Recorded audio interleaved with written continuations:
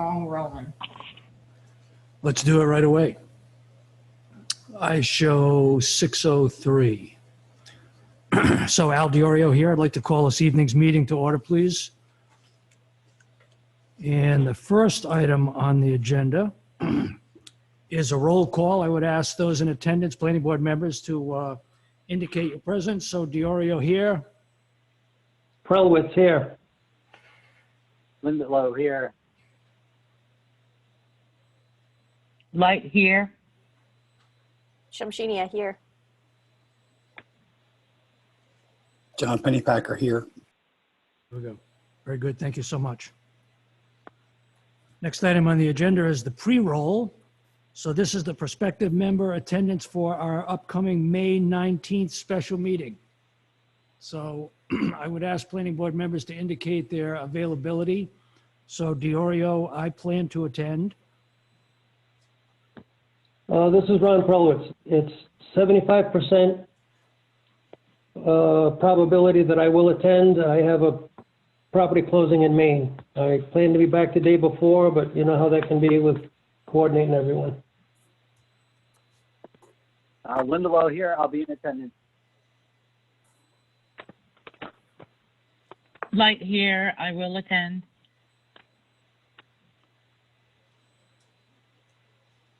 Oop, I'm on mute. This is Emily. I will attend. John Pennypacker, I will also attend. Ready? Very good. Thank you. Chairman Diorio, I have a question. Yes, I'm sorry. Go right ahead. Who is this? This is Ron Prelwitz. Ron, 75%. Should I Go ahead call- and ask. Should I call the office and let Talia or Jim know the day ahead of time if I will be in attendance or not, or just kind of wing it? Well, no, I think it's a good idea. If I could impose on you to let folks know in advance to the extent that you can, I think that's the right thing to do. That way we can plan ahead. Understood. I will call ahead. Very good. Thank you for asking. You're welcome. Next item on the agenda is approval of the minutes. This would be April 7 regular meeting minutes. Ron Prelwitz, I would like to make a motion that we accept the minutes from the April 7th meeting. I have a motion. Do I have a second? This is Lindlow, Carolyn. yeah. I'll second. I have a second. Any further discussion? All those in agreement indicate by saying aye. Prelwitz, aye. Lindlow, aye. Light aye. Shamshinia, aye. Anyone in opposition? And I will abstain, since I was not here.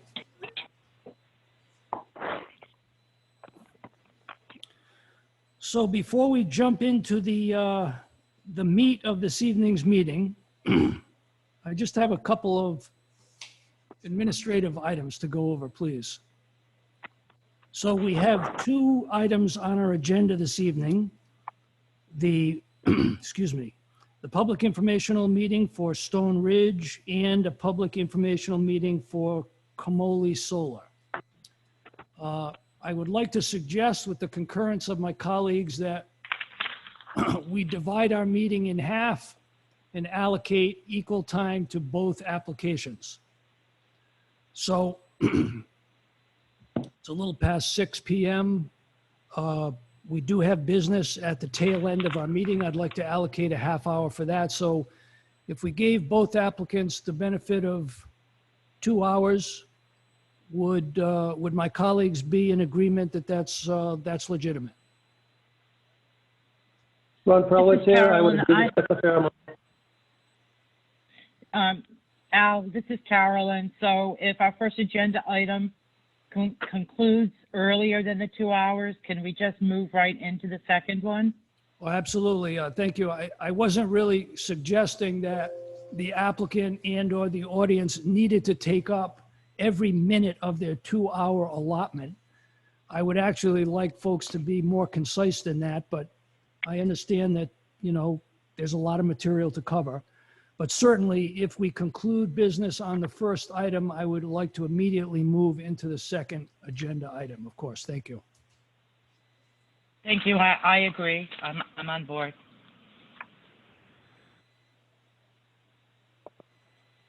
So may I presume that It everybody's is okay Cinco with de that? Mayo. I'm sorry, was there a comment there? No, it was me. I said it's Cinco de Mayo. Good thing Okay, we're at home. so that's the first item.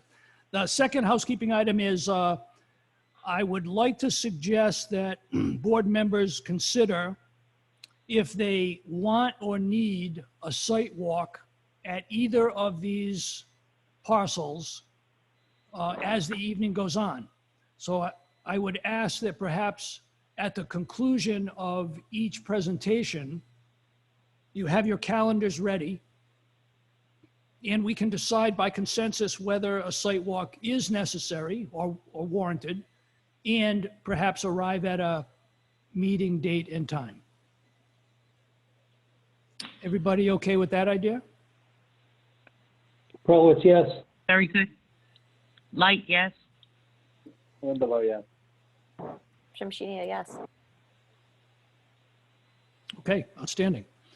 So with those few items under our belt, I'm prepared to move into the rest of the agenda. First item is under old business.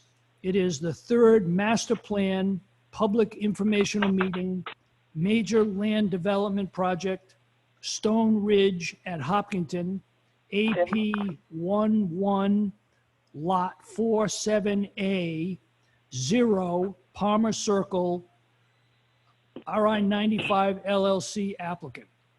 So is the applicant and/or the representatives present? I believe they are. Oh, Mr. Landry. He just raised his hand and then lowered his hand. Can you keep your hand up a little bit longer, Mr. Landry? This is Talia. Just press *9.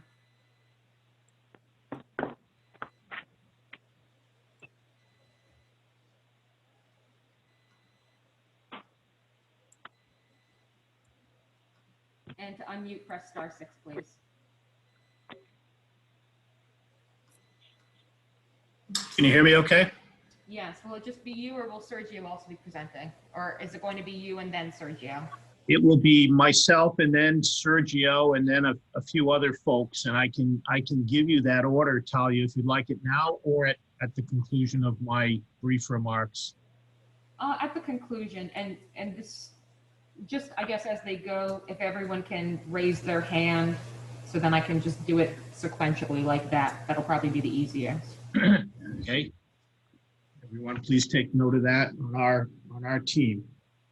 So before we launch, and Mr. Landry, before you launch into your presentation, I believe Emily might have something to get out before you begin. And again, I'll defer to Maggie Hogan if I've got this in the wrong place, but otherwise, Emily, chime in, please. Mr. Chairman, before you proceed, might I suggest, if it's possible, to advance all the attorneys that are involved in this to participant status? I think we can make that happen. Maggie, this is Talia. I assume you need panelists? Yes, that's correct. Okay. Mr. Landry's just been made a panelist right now. I believe he's the only attorney for this particular project. They're objector attorneys. Oh.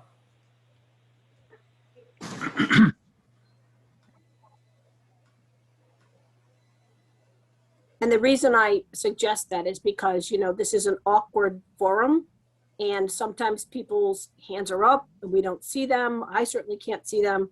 So I think that it would be appropriate for all legal counsel to be, present and have the ability to proceed as normal as we would as if we were in the chambers. All right, so this is Talia. I've made Mr. Squires a panelist and I've made Mr. Landry a panelist. Yep, I can see them both. Very good. I'm going to turn this back to Emily then. Okay. Thanks, Al. So the planning board has received some guidance from our solicitors. And so to address that guidance and kind of describe it to the rest of the board, or the rest of the boards, you know, on the same page about this in terms of the guidance that we've received, this motion will determine, you know, if we're all in agreement that we can proceed, given what I'm about to read. So I'm going to make a motion to find that the solar use proposed on this subject property is properly before the board for the following reasons. One, since 2010, town officials, including zoning officials and town solicitors, have interpreted the 1990 zone change issue, written findings that general commercial uses are permitted on this property. The planning board has previously granted approvals for solar projects on adjacent parcels that were part of this 1990 zone change. Specifically, on April 4th, 2018, the Hopkinton Planning Board granted development plan review approval for a PSCS on Plat 11, Lot 47D, known as Palmer Circle. And on May 1st, 2019, the Hopkinton Planning Board granted development plan review approval for a PSCS on Plat 11, Lot 47, known as Palmer Circle 2 Solar. So the current applicant requested and received verbal and written assurances from town officials, including the planner and zoning official, based upon prior legal opinions issued by town solicitors, that the property may properly be used for commercial purposes. Specifically, on January 8th, 2011, the assistant town solicitor, Todd J. Romano, issued an opinion to Brad Ward, the Hopkinton building and zoning official. In that opinion, Attorney Romano advised that any of the uses permitted by right or by special use permit in a commercial district are applicable to Plat 11, Lot 47D. In reliance on this opinion, Mr. Ward issued a letter to Mr. Roy Dubs wherein he advised that the July 2nd, 1990 amendment permits not, and I'm quoting now, permits not only those uses allowed in a commercial zone in 1990, referencing Article 2, Section 3, subsections 1 through 15 of the 1971 code as reprinted in 1989 with amendments, but also the mixed use plan development as created by the amendment, end quote. Mr. Ward also found that Plat 11, Lot 47D may also be used as, quote, permitted by right in the zoning code, chapter 134, adopted December 19th, 1994, in a commercial zone, end quote.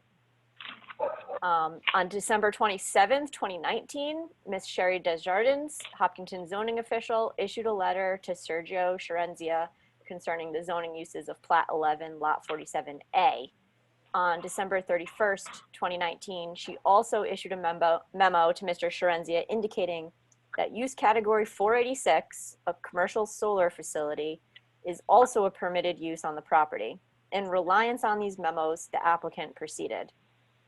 On February 5th, 2020, the Hopkinton Planning Board conducted a pre-application for the subject application, Stone Ridge.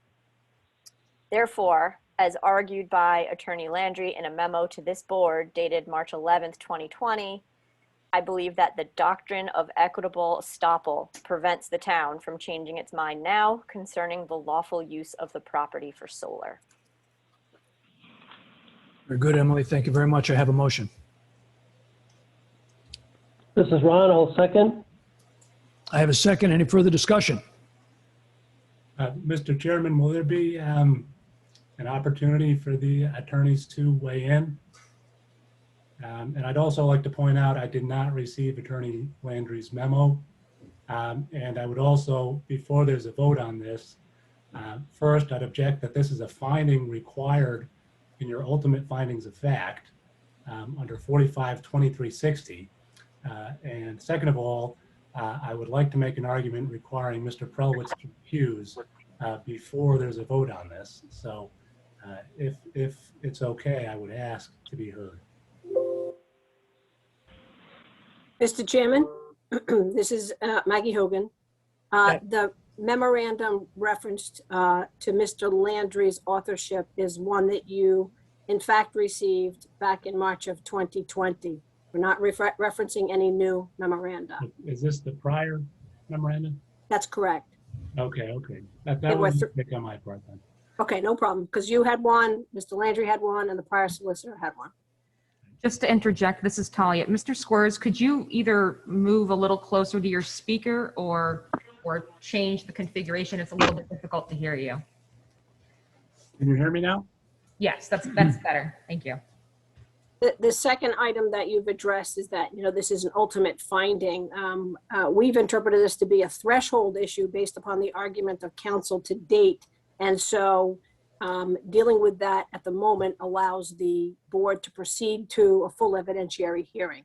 And I have recommended the board that they deal with this legal interpretation right up front. It doesn't require any evidence on the record at this stage of the game. That you've all argued, you've all submitted papers, and I believe that the question is ripe for determination. Then could I just be heard to argue and then also on the recusal issue? That will be up to the chairman. Thank you.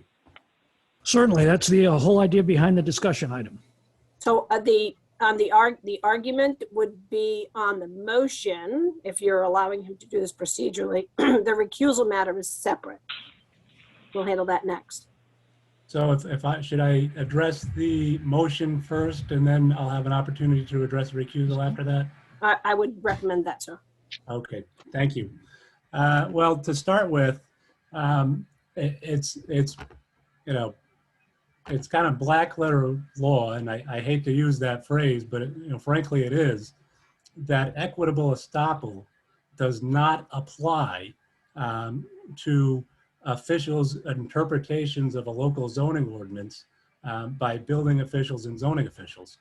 And the case that I cited in the papers on this is Martel Investment Group LLC versus Town of Richmond, and I'll quote that case right now. The Rhode Island Supreme Court, this is me, has repeatedly held that a property owner's, quote, and now this is the quote, failure to comply with the zoning ordinance is neither mitigated nor excused by the mere fact that the town building official also erred, end quote.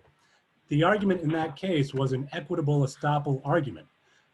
Essentially what happened was that landowner was issued a building permit. They were later told that they couldn't move forward because it violated the zoning ordinance, and they argued estoppel, which is essentially saying, we got a building permit, we relied on it, therefore, you can't change your mind. The court said no, estoppel does not apply in that instance. The reason it doesn't apply is because it would allow officials that are mistaken about the law or that want to ignore the law to change the law. Essentially, the official's determination is not the law is the written word. So there's Martel Investment Group is the case that clearly would hold the estoppel does not apply in those circumstances. And it's based on an earlier case, Johnston versus the town of Pezza, which I didn't cite in my papers, but that's the case that where the Rhode Island Supreme Court first held that estoppel doesn't apply in these circumstances. In that case, it was a building official in Johnston that actually issued a permit to an asphalt plant. They started building the asphalt plant. There was a change in political leadership. They had a new building official, and that building official said, you have to stop. You didn't go through the right permitting process. The asphalt plant said, hey, we started building this thing. We have a reliance interest. It's estoppel. The court said, no, estoppel does not apply. There's the law that needs to be followed, and it's written down, and you have to do what it says. So what's the written law here? We've all looked at it. The zone change that was passed here was passed in accordance with a number of conditions. And the condition that I think is open and shut, in my opinion, is subsection B of paragraph 11. And this is the condition, quote, the maximum number of structures and uses in this zone permitted in connection with this project shall be as proposed. One hotel, one conference center have a combined total of 200 rooms, one country club, 165 units of residential housing, one 18-hole golf course. end quote. So you can't ignore that language just because prior officials ignored that language. Everybody that develops their property is bound by the law. And, you know, to draw an analogy, imagine if you entered into a contract with someone. Let's say you're getting your kitchen redone or your bathroom redone. You entered into a contract. You sign written words on a page. Then later on, that contractor says, well, you know, it says this. Say I was going to do it for 10,000, but really I meant this, even though what I wrote is different. No one would buy that argument because when a law is passed, you have to follow the written word. And this is a lot more important than a contract. This is a contract with the citizens of this town. So I think the case law is totally against the estoppel argument. And I think you can't abdicate your duty to make a finding on whether this is consistent with zoning. And that requires you to look at the language and explain it. And really, there's no explanation for why that restriction should not apply. When Brayburn came in, it's in the minutes that we've supplied in our memo. When they came in, they said we would not do any other commercial use than the use we're applying for. The planning board asked them to withdraw some provision in their proposal that they thought could lead to other commercial uses. They did that, and then the council passed this with a restriction. So, you know, you have some future events where building officials kind of looked the other way, but that's no excuse. And finally, I'd come back to this. The previous council had enacted a number of commercial special zones limited to solar uses, and they promised up and down that they would only be solar uses and never be anything else. Now, let's say 5 years from now, 10 years from now, you have another building official, and that building official writes a memo saying, hey, turns out you can do whatever you want there. Does that mean that any developer that comes in now can say, well, I relied on this memo, you have to ignore the law? That's against the case law. It's a bad argument, and I'd asked the board not to accept it. And then I'd reserve the right to make the recusal argument, but of course, giving Mr. Landry the opportunity to respond and the board the opportunity to ask questions. And thank you. Thank you. Any further discussion on this topic? Mr. Diorio, I would allow Mr. Landry to respond. Yes. I'll be brief, Mr. Dior. I know a lot of times it's been almost a year since the lawyers all submitted very thick packages covering this issue. Mr. Squires' partner, Mr. Tights, who's been doing this for a long time, submitted a brief. I submitted a brief. You've had two sets of solicitors under your watch here for the past year, digging through those materials. They dug through similar materials.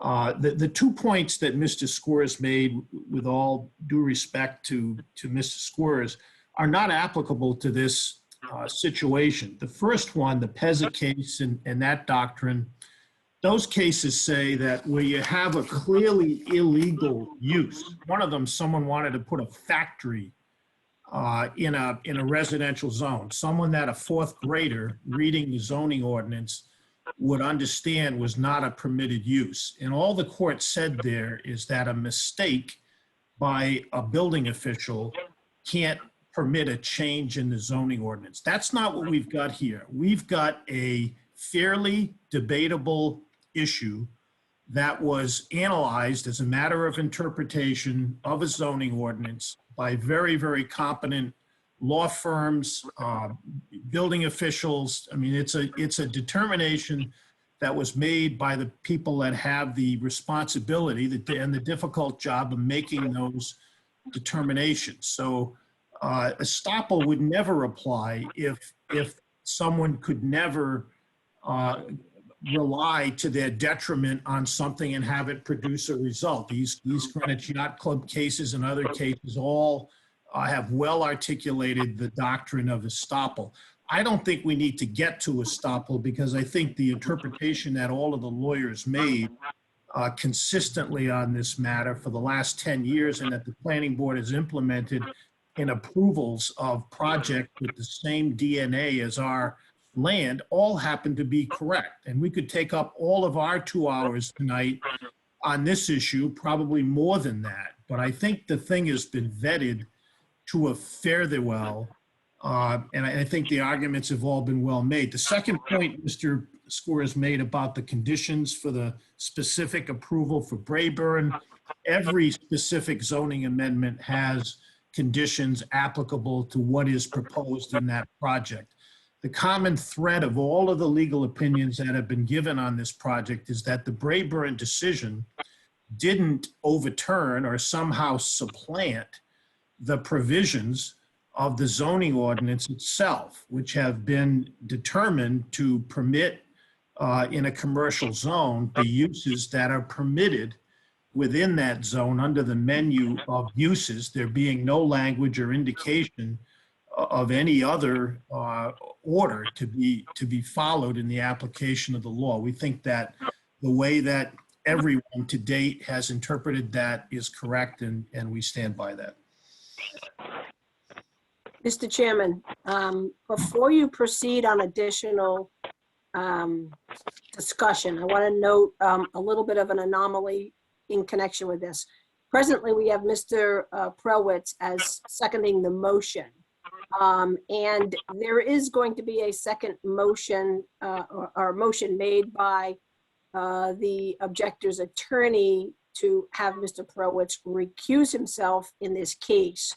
So in an abundance of caution, I'm going to suggest that if Mr. Prowitz is willing to withdraw his second on this motion, and let's see if somebody else will second the motion in his stead, then you could proceed to conclude the motion, and then Mr. Squires would have the ability to deal with his other motion. Our legal counsel, are you in agreement with proceeding in that manner to allow, if Mr. Prowitz is so inclined, to allow someone else to second the motion? Fine with me, Ms. Hogan. Okay, so Mr. Prowitz, it's up to you. It might make some sense for you to withdraw your second and allow someone else to second this particular motion. Okay, I will withdraw the second. So with Ron's withdrawal of the second, I'm looking for a second to the motion that's on the floor. This is Carolyn. I'll give a second there. I have a second. We're in the discussion mode. Does anyone else have further discussion on this topic? Yeah, Mr. Chairman, it's Keith Lindelow here, and I apologize. Barely made it home for the early start for the meeting, but can we break this motion down in layman's terms, more or less, because I've almost forgotten what was on the table. I understand. I don't know if that's easier. Yep. Perhaps I could impose on Maggie to distill this down into something somewhat less legalistic. Well, I'll do my best. Yes. So, Thank you, Mr. thank Lindelof, you certainly. So the subject property before the board this evening was granted a zone change many years ago in 1990. And the argument between the two council is whether or not that zone change permits solar to be used on this property. There's been a long history of the town's officials, including zoning, planning, and the solicitors, that say that the zone change does in fact permit this type of commercial use on this property. And the objector's attorney is indicating that they are incorrect in their interpretation of that, and that they've made a mistake, and that the planning board should not be relying upon the prior mistakes and should make an independent determination this evening whether or not this use is allowed. Mr. Chairman, could I just have two quick statements in rebuttal? Yep. Who am I speaking with? This is Peter Squires on behalf of the abutters. Yep. So I'm sorry. Before you pose your question, I just want to make sure that Keith's inquiry has been satisfied. just my understanding is then we're judging this as an independent proceeding, not bearing on previous determinations. Is that right? Actually, the motion is based upon the history of how the town has previously interpreted this, that basically it would be incorrect to change horses in the middle of the stream, so to speak. Gotcha. That this has been a Okay. long-standing determination by the town, and it would be inappropriate at this time and possibly illegal to revert to a different opinion, particularly when the applicant Understood. has relied upon it. Understood. Thank you. You good with that, You're Keith? welcome. Yeah, perfect as well. Thank you very much. Okay, good. Okay, I'm sorry, the attorney, you can certainly proceed. Thank you, Mr. Chairman. I would just make the point that this motion, as your solicitor correctly pointed out, was based on estoppel, based on the reliance in the past, the subsequent memorandums that have been issued by your building official. But Mr. Landry, in his argument in response to mine, said he wouldn't even rely on estoppel. He said he would rely just on an interpretation of the ordinance itself. Now, if he thinks it's a better interpretation, that's an argument to have. But if that's the argument he's putting forward, then I think at the very least this motion, which is based on estoppel and things that have happened afterwards, should fail or be withdrawn, and that you should just you should take us both up on our offer to look at the words and see what the better reading is. Mr. Landry thinks that his reading is a better reading. I think the reading we've put forward is the better reading. But I think if he's not asking for estoppel, then I think this motion should be withdrawn and a new motion should be made just to saying what's the better reading. Thank you. Okay, thank you. Mr. Chair, I really do need to correct Mr. Squir's characterization of what I said. I never said we're not interested in estoppel. Of course, I made the estoppel argument in our brief to the town a year ago. I'm not saying that we don't want the estoppel argument. I'm saying that even if you didn't have estoppel here, the ruling that has been made over the years consistently happens to be the correct ruling. That was my point, not taking anything away from the estoppel argument as an independently sufficient reason for the conclusion. Yep, very good, thank you. So, planning board members, any further discussion on this motion?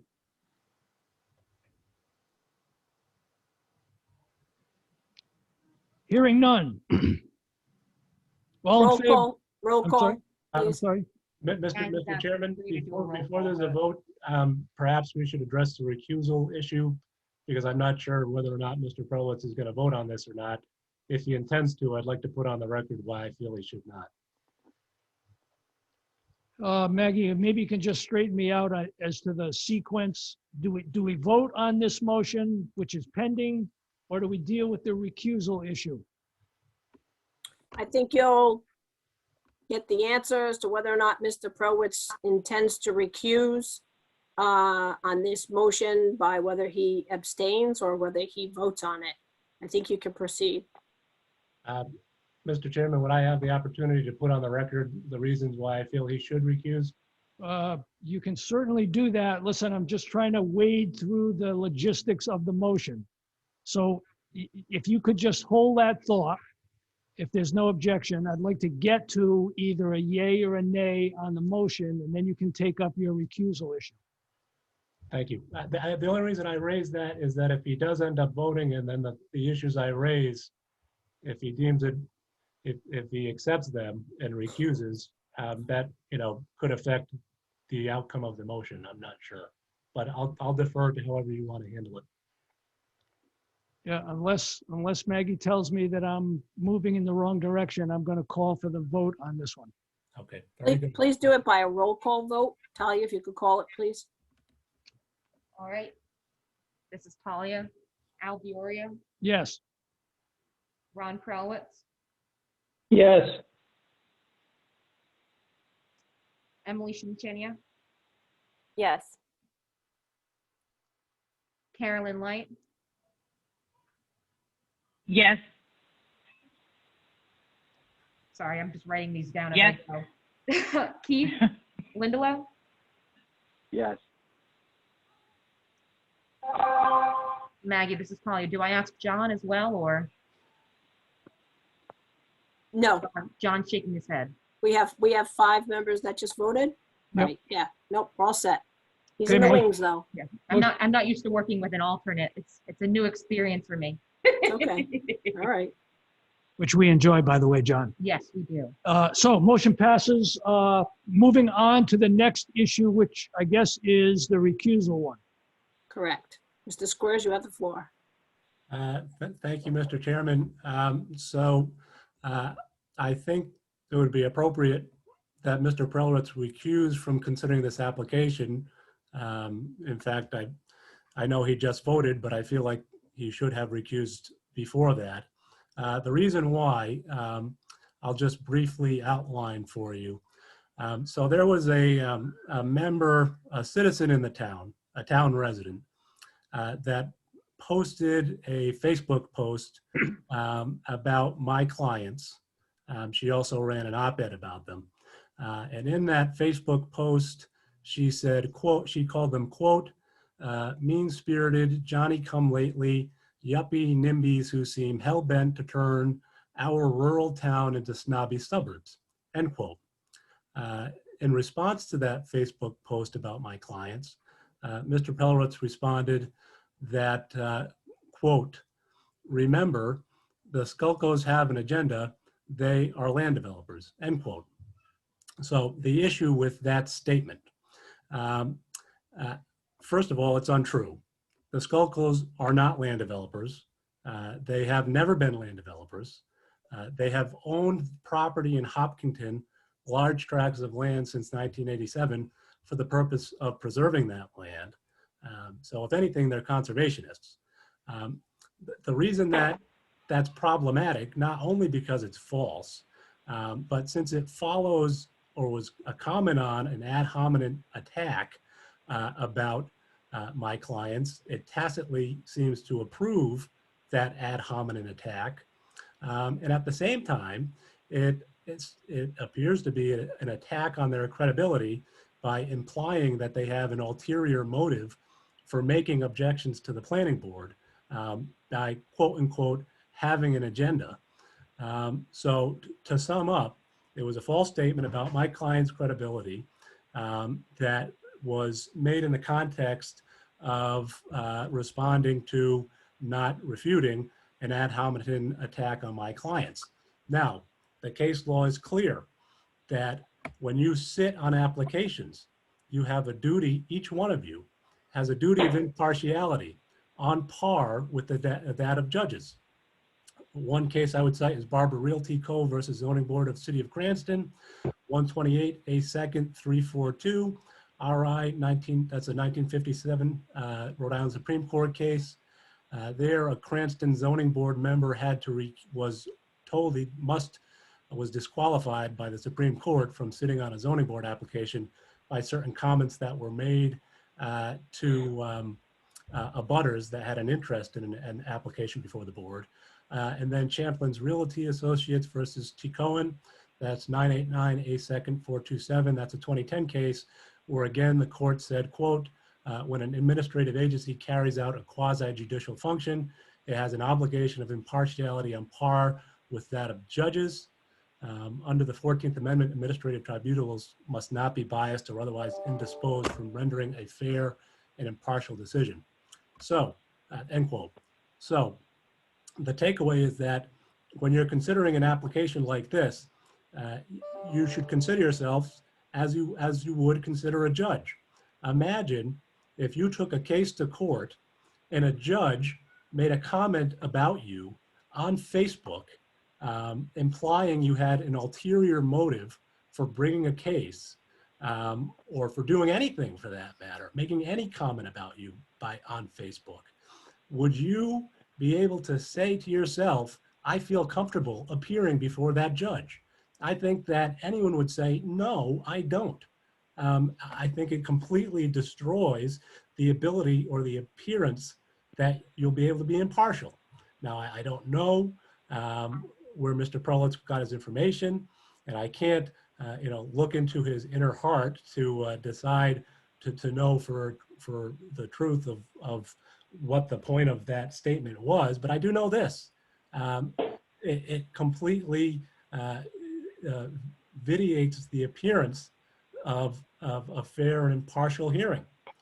So for that reason, I think that the case law, and I don't say this lightly, I did not want to bring this up, and I don't like raising these type of issues, but I don't think there was any choice here. I think he needed to recuse, and I would ask him to recuse from any further consideration. Thank you. Okay, thank you.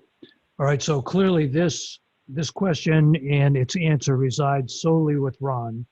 So Ron, I've just got to ask you to perhaps elaborate a little bit on your decision, whatever that might be, and give us that decision so that we can proceed accordingly. Mr. DiOrio, I'm sorry to interrupt. Since there's a motion made by a party, may I have just 30 seconds to respond to it? Wait a minute, are you suggesting there was a motion? There was a request. I stand corrected, Mr. DiOrio. There was a request to the board and by one of the attorneys in the case. And if the board's going to consider something or one of the members of the board, I think I would like to have another perspective on it that may be helpful. I'm sorry, yeah, go right ahead. Yep, I apologize. And it's this, I have no idea where Mr. Prelowitz stands on this matter, but it does seem clear from the posting that what people were, the message that Mr. Squares was reading from was to the councilors, and it clearly had to do with a zone change amendment. Mr. Prelowitz didn't express an opinion on that amendment. It was not something that he would be expected to decide upon. It's not something that was going to come before the planning board for a decision.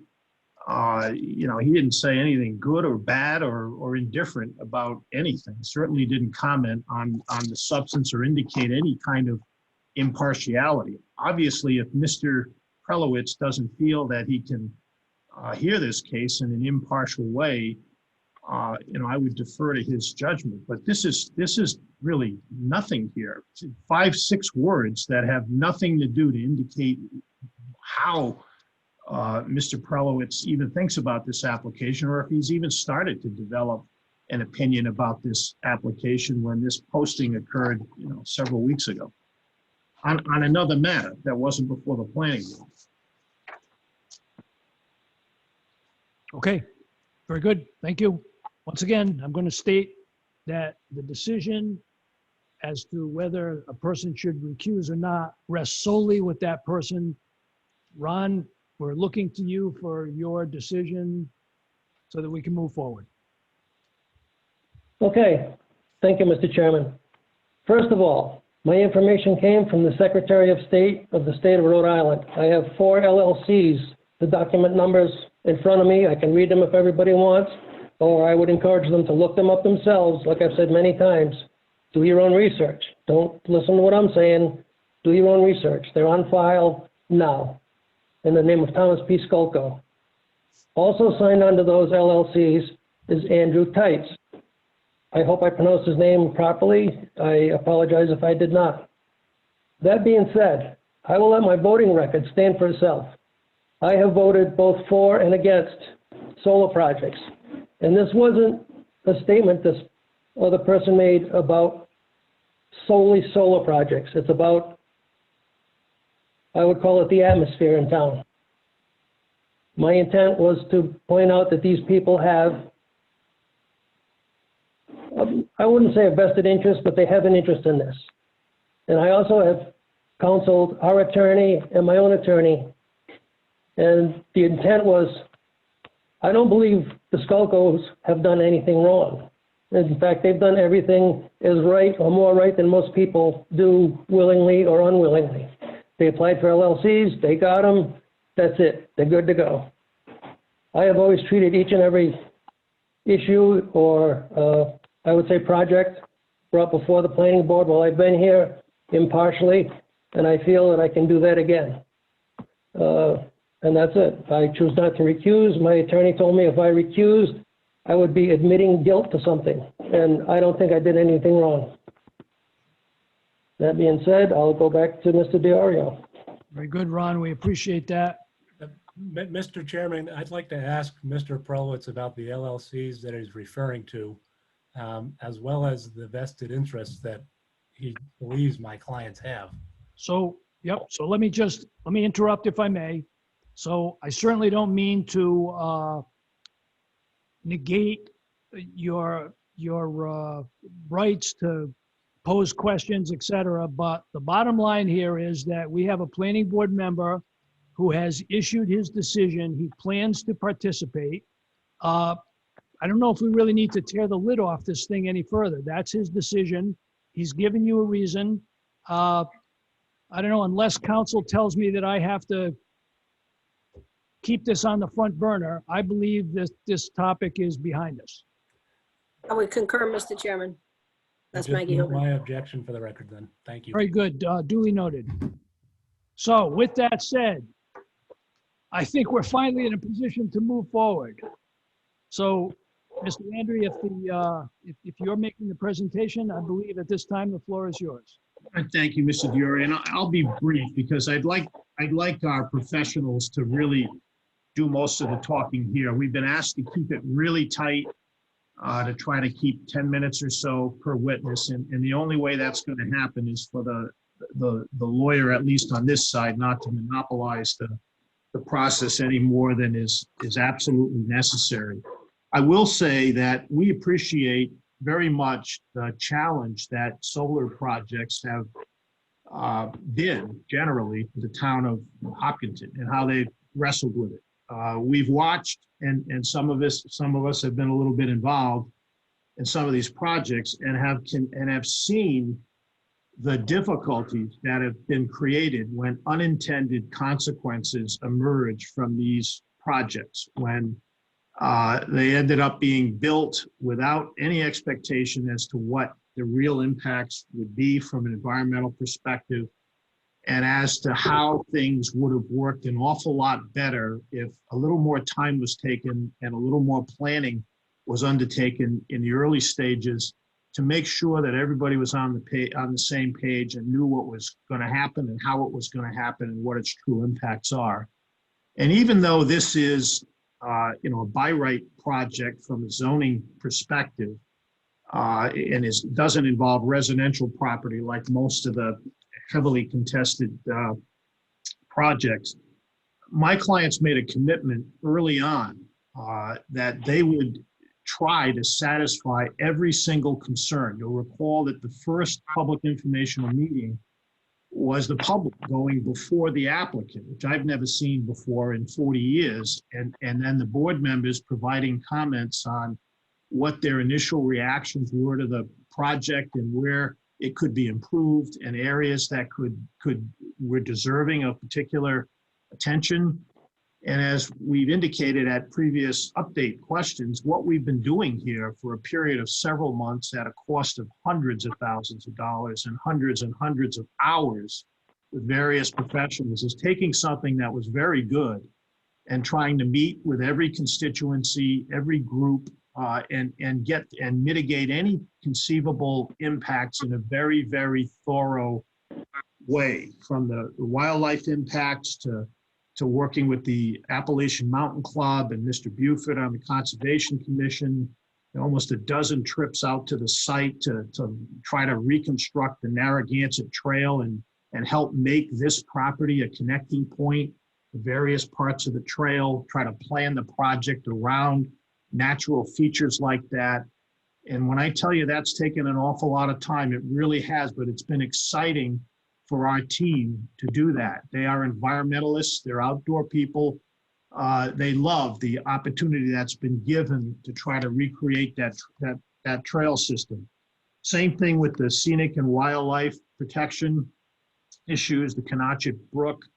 Even though they're 900 feet away with their solar array, from Kenotchik Brook or the scenic rivers. They've invested, as you'll see from our presentation tonight, in ensuring that viewscapes were protected. They'll actually improve access to that area through a spur trail from the Narragansett Trail, make it better than it is right now, and have zero impacts, adverse impacts in that area from stormwater, wetlands, or visual or any other imaginable concern.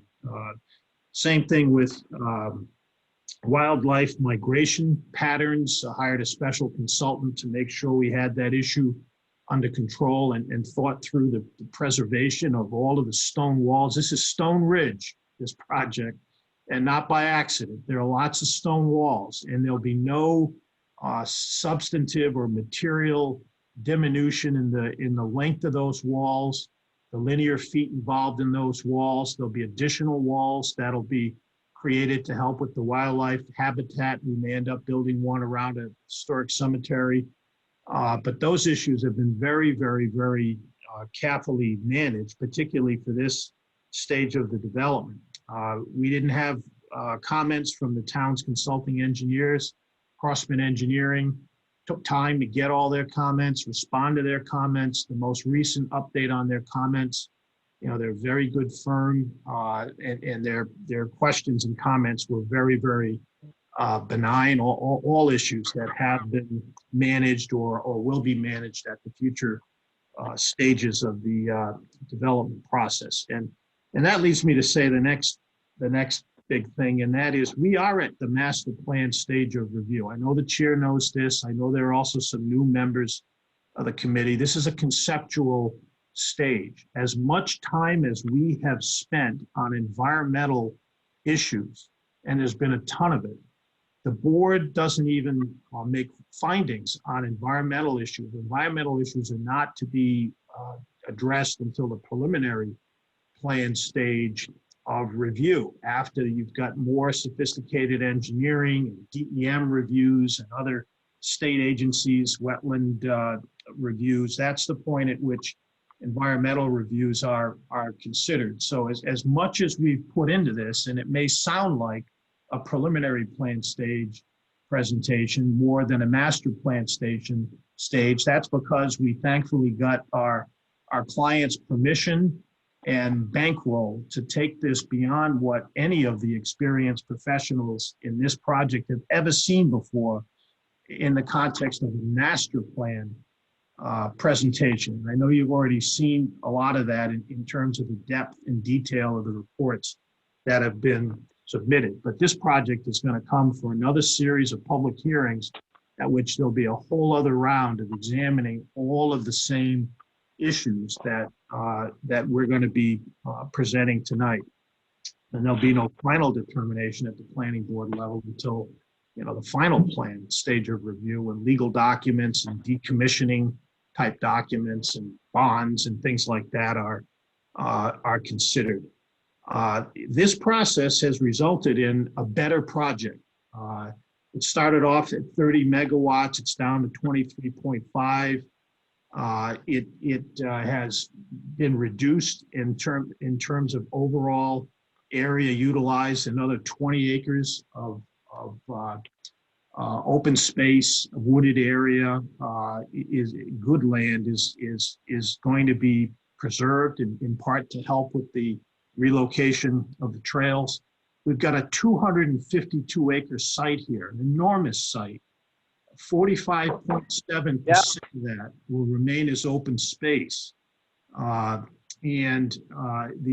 solar array itself is only on the order of 75 acres, somewhere between 60 and 80 acres as it will turn out, leaving a very, very substantial portion of this project for other things. So with that introduction, I'm going to turn it over to Sergio Cerenzia, who's been the project engineer, one of the principal planners. He's dealt with all of these issues. And I will tell you, as I introduce these folks, that these are all environmentalists. Sergio, Ashley Coleman, a landscape architect who's paid tremendous attention to buffering Viewscapes, Ed Pimentel, Joe McHugh, the wildlife assessment, Scott Rabideau on wetlands, Ed Azavinas on soils.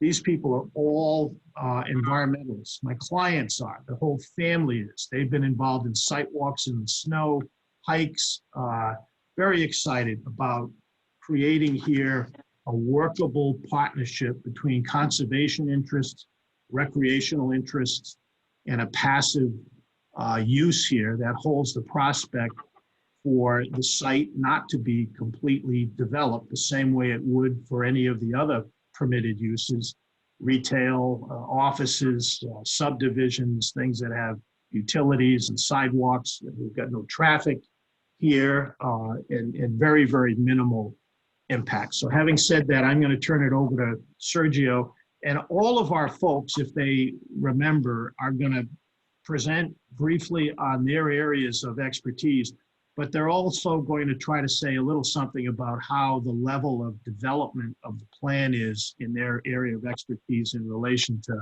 you know, what they would normally be involved in at this conceptual master plan stage of review. Thank you, Mr. Chair.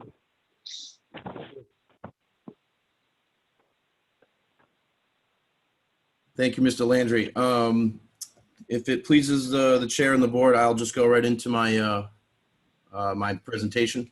Go right Please ahead. identify yourself for the record. Sure, and just so you know, my camera doesn't seem to be working, but I don't think that's critical because I'm going to be sharing a screen anyway.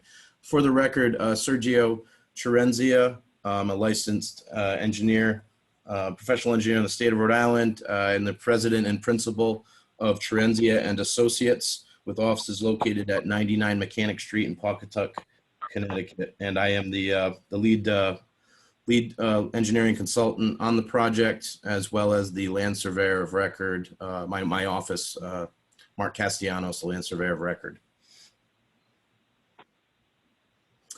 I don't know if I can share my screen. Can someone give me a capability to do so? This is Talia. I'm going to do that right now. 1 second.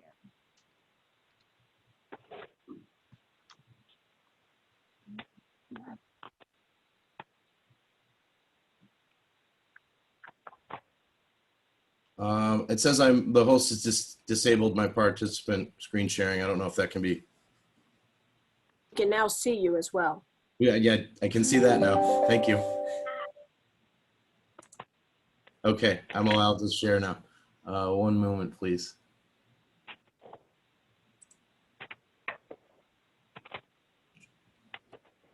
Okay, what I've brought up for those of you that can see the screen on their Zoom is the site plan, and this is a comparison figure. What I'm going to be trying to focus on in the brief amount of time that I am allotted, because we have other experts and consultants that will be following me, is to try to focus on what has changed since the previous submittal master plan, which has been some time ago. So I'll try to refresh everyone on what that was and give a comparative of what we're proposing now. So, Mr. Cerenzia, before you proceed, this is Attorney Hogan. Would you please identify, for those who are listening, the document that's up by its title and what page? yeah, this is a master plan comparison figure, but it's most closely reflective of the master plan. Let me get the number for you, just so that we can be accurate. Is this a document that's already submitted into the record, or is this something that you are using this evening? This is a presentation. It's slightly different from what has been in the record because it shows a comparative analysis between what the previous array looked like versus the array. So as you go through that, then, if you would use descriptive words to explain those changes for those members of the audience that only have audio. Thank you. Absolutely. So this is most reflective of item, let's see here, 2A of our submittal, and they're under what is called, let me just make sure I have the title. It's Stone Ridge at Hopkinton, Palmer Circle, map 11, lot 47A, Hopkinton, Rhode Island, and it's issued for permitting under master plan, prepared for R95, RI-95 LLC, sheet C1, sheet 1 of 1. So that's most reflective of this. It's practically the same plan with just some comparative from the previous plan. So as such, the previous plan had about 103 acres of fenced-in area, and as Attorney Landry alluded to, we've reduced the solar array by about 20 acres, and the area that we reduced in this, the portion of the area that we reduced of the solar array was located in the south, in the southerly portion, adjacent to property owned by Kevin and Susan Gregory. So basically, there's an area of about 20 acres that extends into our project site that we had eliminated panels going from a 30 megawatt system down to 23.5 megawatt system.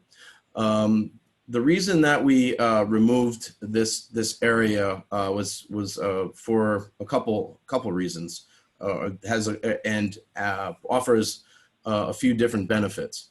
One was we know that we have a concern of we have a required 100-foot separation for any of our development to a residential property, and so it will benefit at least the property of the Gregorys, if not the properties that are further down along in the southerly direction, because we're going to be maintaining we're going to be maintaining an area that will not be disturbed. The purpose of the extent of this of the solar array elimination is it goes to a portion of the Narragansett Trail, which we identified that cuts up through this area, which I will get to in the next exhibit that I bring up.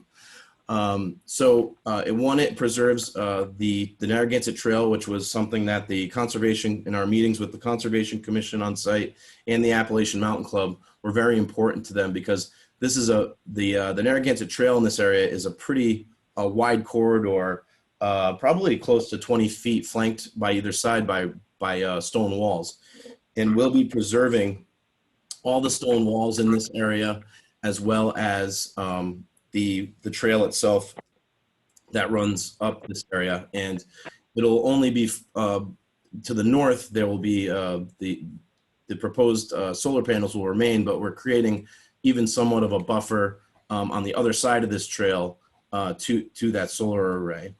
That was the first most significant change to this plan, was the significant reduction in the amount of solar panels. The second item I will bring up is the maintenance, I'll say the storage and maintenance building for the solar facility.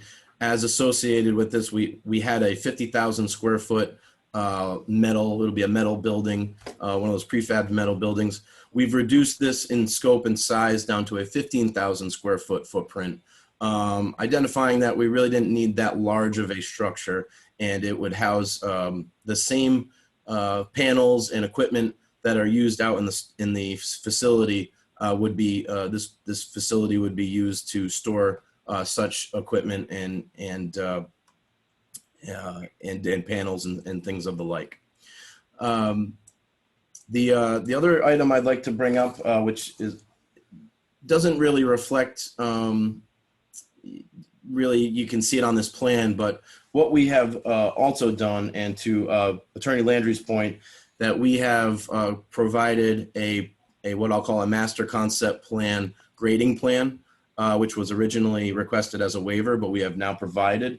And has been acknowledged by the Crossman comments that we've now provided that. We've also done a significant amount of site testing as far as soil evaluations on the site for test holes, which was no small feat. We had to go in almost, a mile into the site just to get a track excavator in, trying to avoid wetlands in the way, finding the path of least resistance, and excavating towards the rear of the property where we had proposed stormwater. So we've done soil testing, which is a little bit preemptive to the master plan. Typically, we do that closer to our preliminary phase. We've done a preliminary grading plan, and we've also conducted, I'm sorry, not preliminary, I don't want to mix words, a master concept grading plan. And we've also done a master concept level drainage plan to identify that our stormwater areas are able to handle the amount of stormwater runoff coming from this proposed development. A couple other items. I'm going to bring up a second map now. So this is the master plan map that I've just brought up. I'm assuming you can see the colored. There's some colored trails on the map. Can everyone see those that is on the Zoom?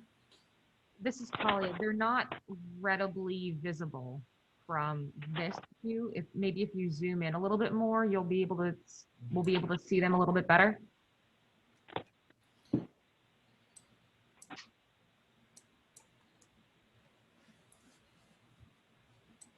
Is anyone able to see? There should be a multicolored of trails highlighted on this plan. This is Talia again. No dice, Sergio. All right, I'm going to stop this share and start a different share just to see if I can get this to come up. Just give me one moment. Talia, can you see these? Yes, I can. Thank you. Okay, so now that this plan is the master plan, it's just highlighted. So I'll try to be descriptive as possible. When we met out with the Conservation Commission and the AMC, it was very important to them that we had continuity with the Narragansett Trail that ran through this property. And one of the comments was that we wanted to make sure that we knew where that trail was and that we were preserving it appropriately. And so after exhaustive walks out on the site, as alluded to by Attorney Landry, we took multiple site walks with Mr. Buford, Conservation Commission Chair, and Kerry Robinson, who is from the AMC and one of her associates. Once again, it was actually a pretty fulfilling exercise to go through and work with Mr. Buford and see all of the relics out there of different types of preservation, historic rocks and foundations and things like that. So one of the things that by removing the portion of the arrays, we're preserving some foundation remains. This is an area that has a lot of stone walls, some rock piles. We only show a few of those historically relevant items out on the site. There's many more in there, and we've spoken with Mr. Buford and believe we're going to be coming to an agreement that he can go out on the site and catalog a lot of those, many of the relics on the site. But to get back to my point about the Narragansett Trail, you'll see that the trail actually originates on the Gregory property and then comes onto the subject property, and more or less follows a stone wall into the property, and then this purple section, this kind of purplish blue section, that's the runs in a northeast, I think, or excuse me, northwest direction. That's the main trunk of the main corridor of the Narragansett Trail. You follow this trail up to what is the apex of the property, and then it starts to slope back down towards where the wetlands are on the more the northeasterly side, right? North is to the top right. North's top right. So yeah, so it would be the westerly side. Once you get to that apex, you kind of lose the trail in a northerly direction. That's what's shown in red. This was not very discernible. We walked this entire area, And although the USGS maps show a trail that runs in that direction, we could not locate it and anything that was really discernible in that area. Instead, we walked, to the southerly direction towards the residential properties of Gregory, Moore, and Schuylkill. And there did exist a trail that followed more or less the property line along the Moore property and the Gregory property on the northwesterly side, or the westerly side. So what we did was we worked with, and you can see these other trails in red. We were not able to locate anything because they had become overgrown over time. Long story short, or long story long, we have relocated this trail because we did not find anything really definitive that goes through where we are proposing our array in this green line. And for those of you that don't have the colored plan, this is a dashed line that runs the perimeter of the array around the stormwater management basins. And it meanders within the 100-foot buffer, or 100-foot minimum setback area, as well as runs on the westerly side, kind of follows along the outside of the wetlands, staying outside the wetlands, outside the fenced area of the array, and then connects back at the northerly portion side of the site, where the Narragansett Trail picks up again, right before you get to 95 on the Reynolds property. So the point of all this is that we've made a very conscious effort in trying to identify the trails that are on this property, and working with the AMC and the Conservation Commission chair to make sure that we have something that would be acceptable so that they can maintain the continuity of the Narragansett Trail.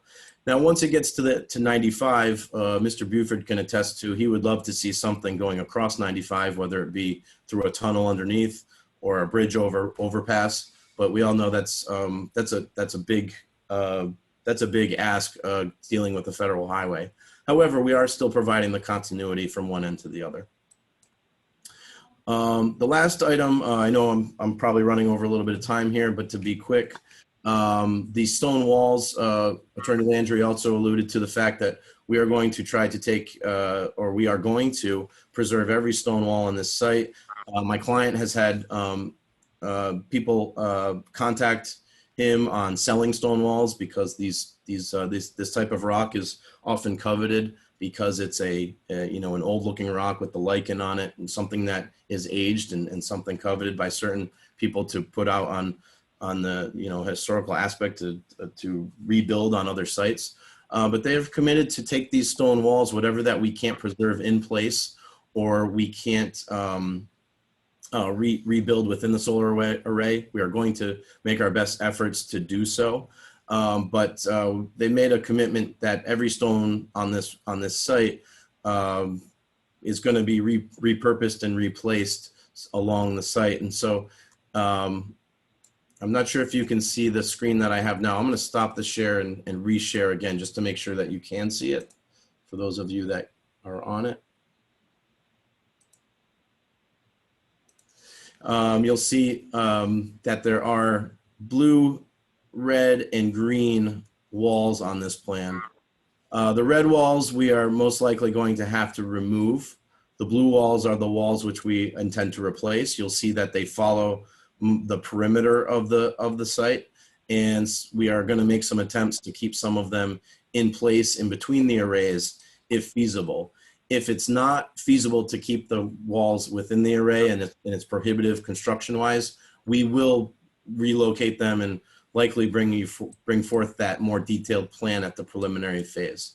So that was just another aspect of how we're trying to work in preservation and conservation of the site, while still maintaining our rights to develop it within a reasonable manner and as appropriate within the zoning and planning regulations for solar facilities. With that, Mr. Landry, I'll turn it back over to you unless there was something that I missed and you wanted me to cover. I can, just a few seconds, make sure you can opine that from a master plan point of view, the stormwater management system is workable, well thought out, and something that's likely to eventually be approved by DEM. And then on the the absence of any perceptible impacts drainage-wise on the wild and scenic river area that the Stewardship Council is concerned about, and the applicant's willingness to take the Stewardship Council's recommendations to heart, that we perform water quality monitoring during and while this project is in place, frequently provide the results to the Stewardship Committee and the town, and be prepared in the event that there's any degradation in water quality to address it to the extent, it could be attributable to something occurring on the site. But really those impacts to the major important resources emanating from stormwater management concept design for this project.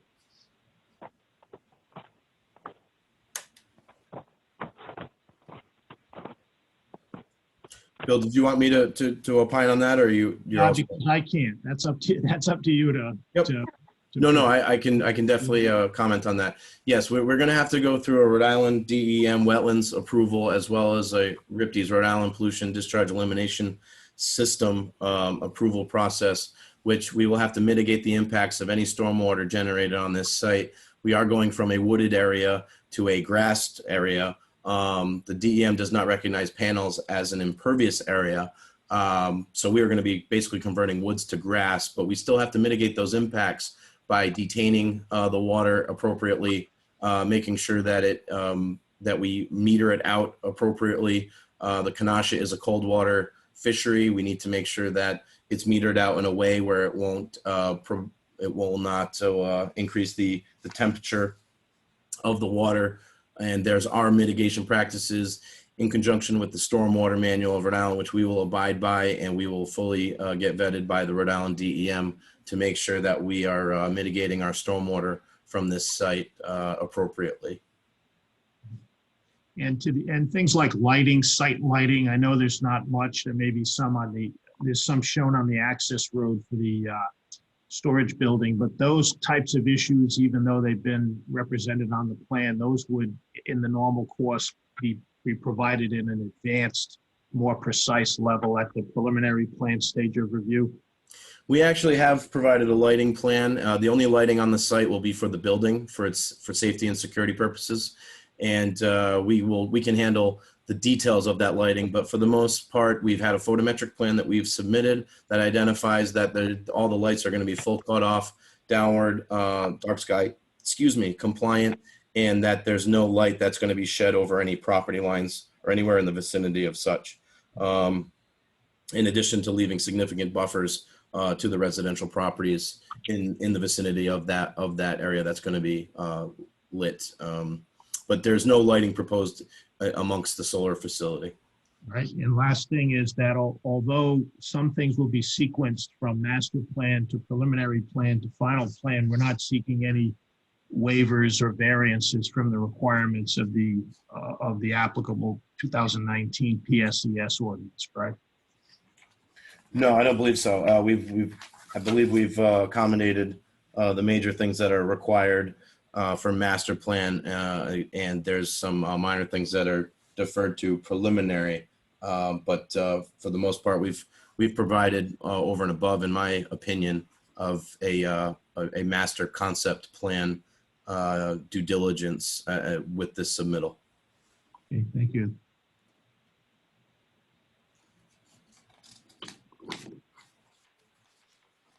Mr. Chair, if I may, I'd like to ask Ashley Cullion, Ashley Iannuccelli Cullion, to introduce herself and to present her portion of the presentation. One moment. This is Talia. There's been a member of the public who's been raising their hand. I'm just going to let them know that we traditionally let the applicant give their presentation, and then at the end, we ask for any input from members of the public. So you've seen me put your hand down. That's the reason why. Hopefully you'll have the opportunity to weigh in if you're interested in doing so, but that's just how the ball game's going to be played.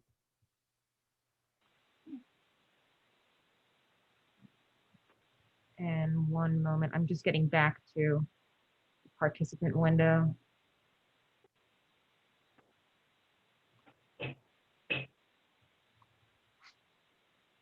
Hi, can everybody hear me? Yes.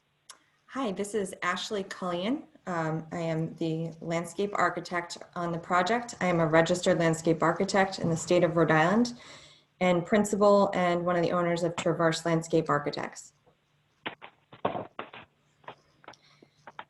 So thank you so much for hearing this tonight. We're really excited to present this plan because we feel like it's a really great evolution from what we showed you the last time we were at this meeting. So Sergio, if you don't mind scrolling through. And Sergio has done a great job of giving us the lay of the land and showing some of these improvements that he's talking about, specifically the trail. In my presentation tonight, I'd like to talk about 3 specific items.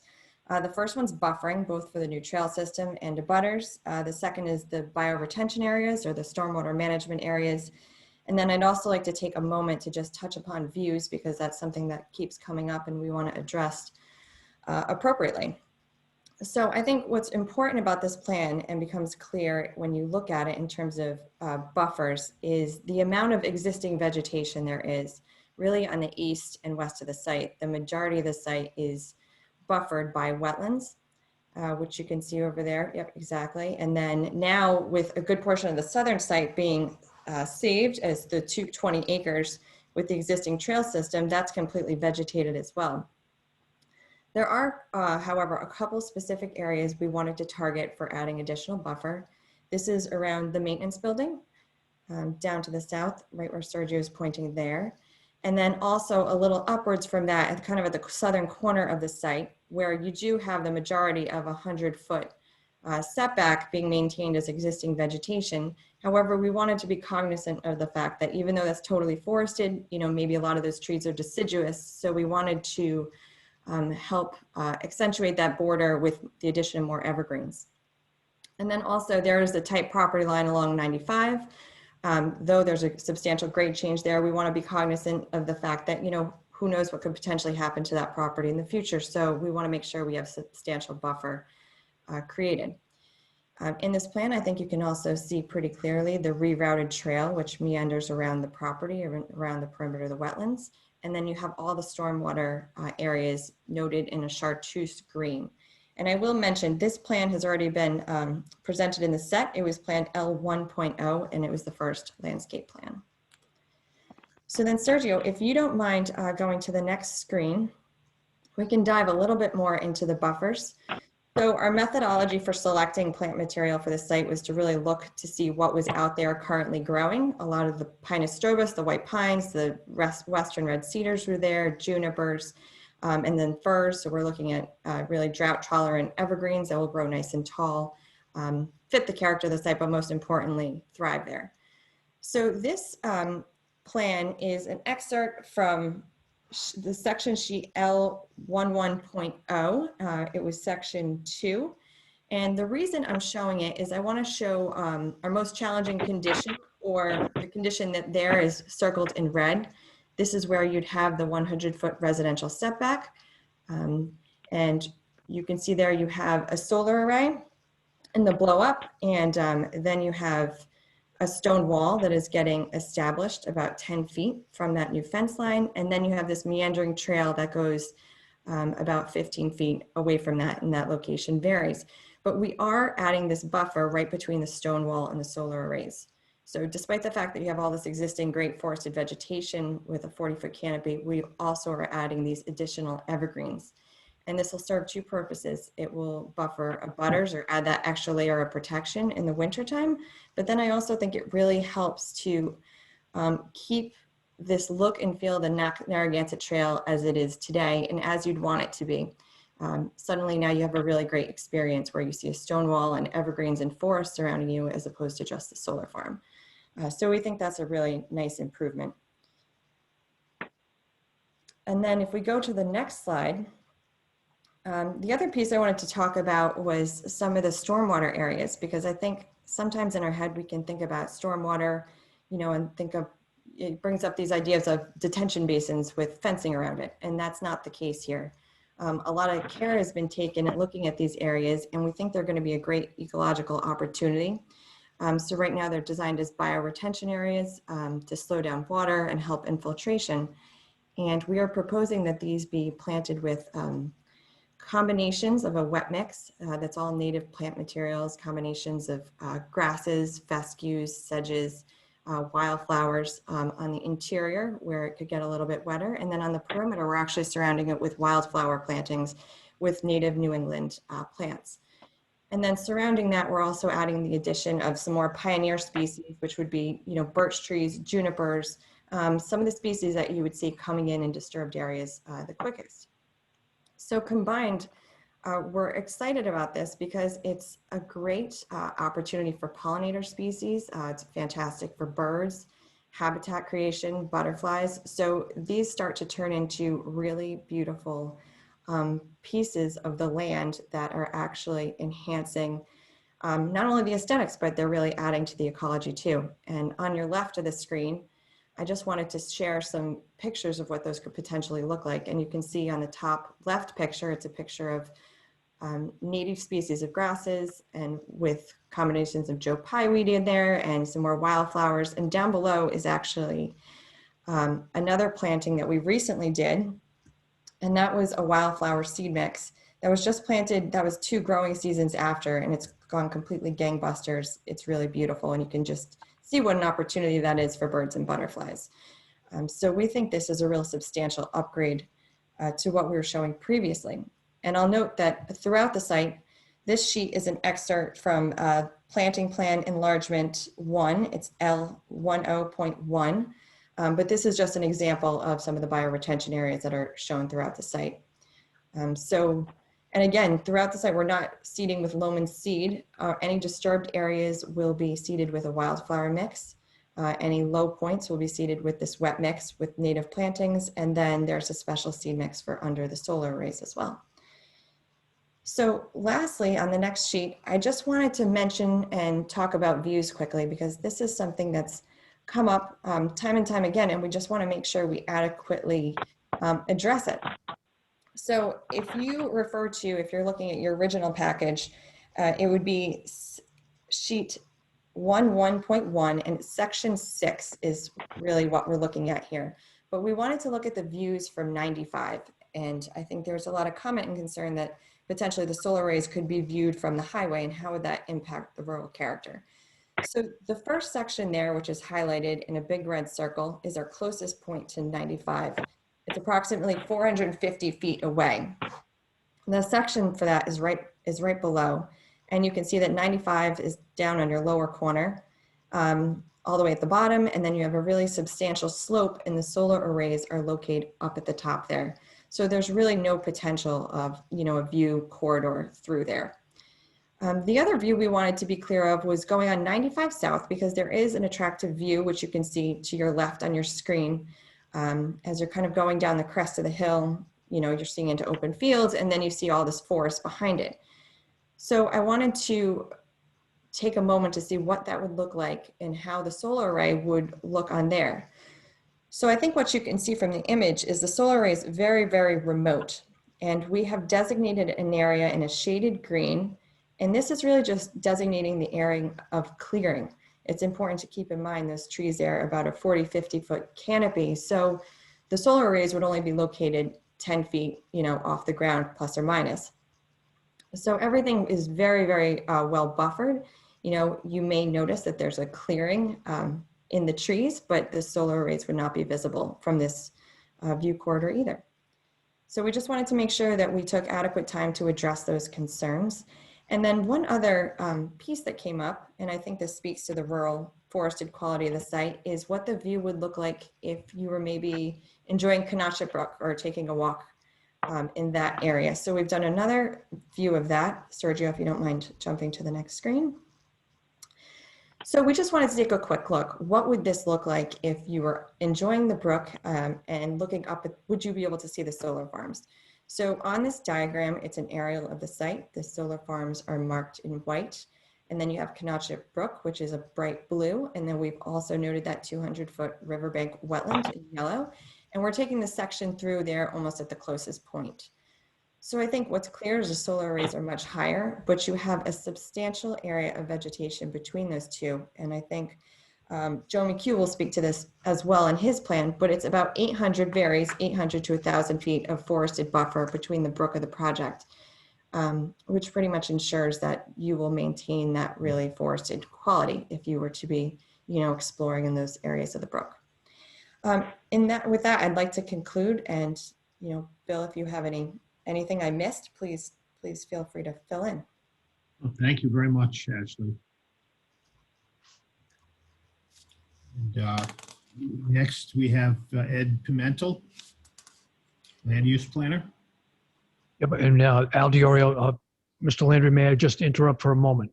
I'm looking at the clock, and I was wondering if you could just give us an overview of how many more experts you have on your team. And of course, we want to allocate some time for public comment. This is a public informational meeting. What can you tell me? I think Ed Pimentel's presentation will be similar to the two that you just heard in scope and time. But then we're going to get really quick with Joe McHugh on wildlife, Scott Rabideau on wetlands, and Ed Azabinas on soils, maybe as little as a minute or two for those three. And then we have a couple of gentlemen that did a noise study that could be a half a minute. That, it's kind of early in the game for the noise study to be presented, but we did it anyway, and they're going to brief this. So we've gotten past the two major environmental presentations. Ed Pimentel does a pretty good job of making things concise and speaking, not in a slow fashion. Will be our next witness. He could be closer to 10 minutes, but the others, I promise you, will be very, very short. So we've gotten well into our presentation. Mr. Landry, nothing takes a half a minute. I'm only being facetious. All right, I would only ask that you proceed. Your witnesses perhaps could be as concise as possible because, of course, the public comment is very important to us. So please carry on. This is Talia. Ed, if you could just raise your hand by pressing *9.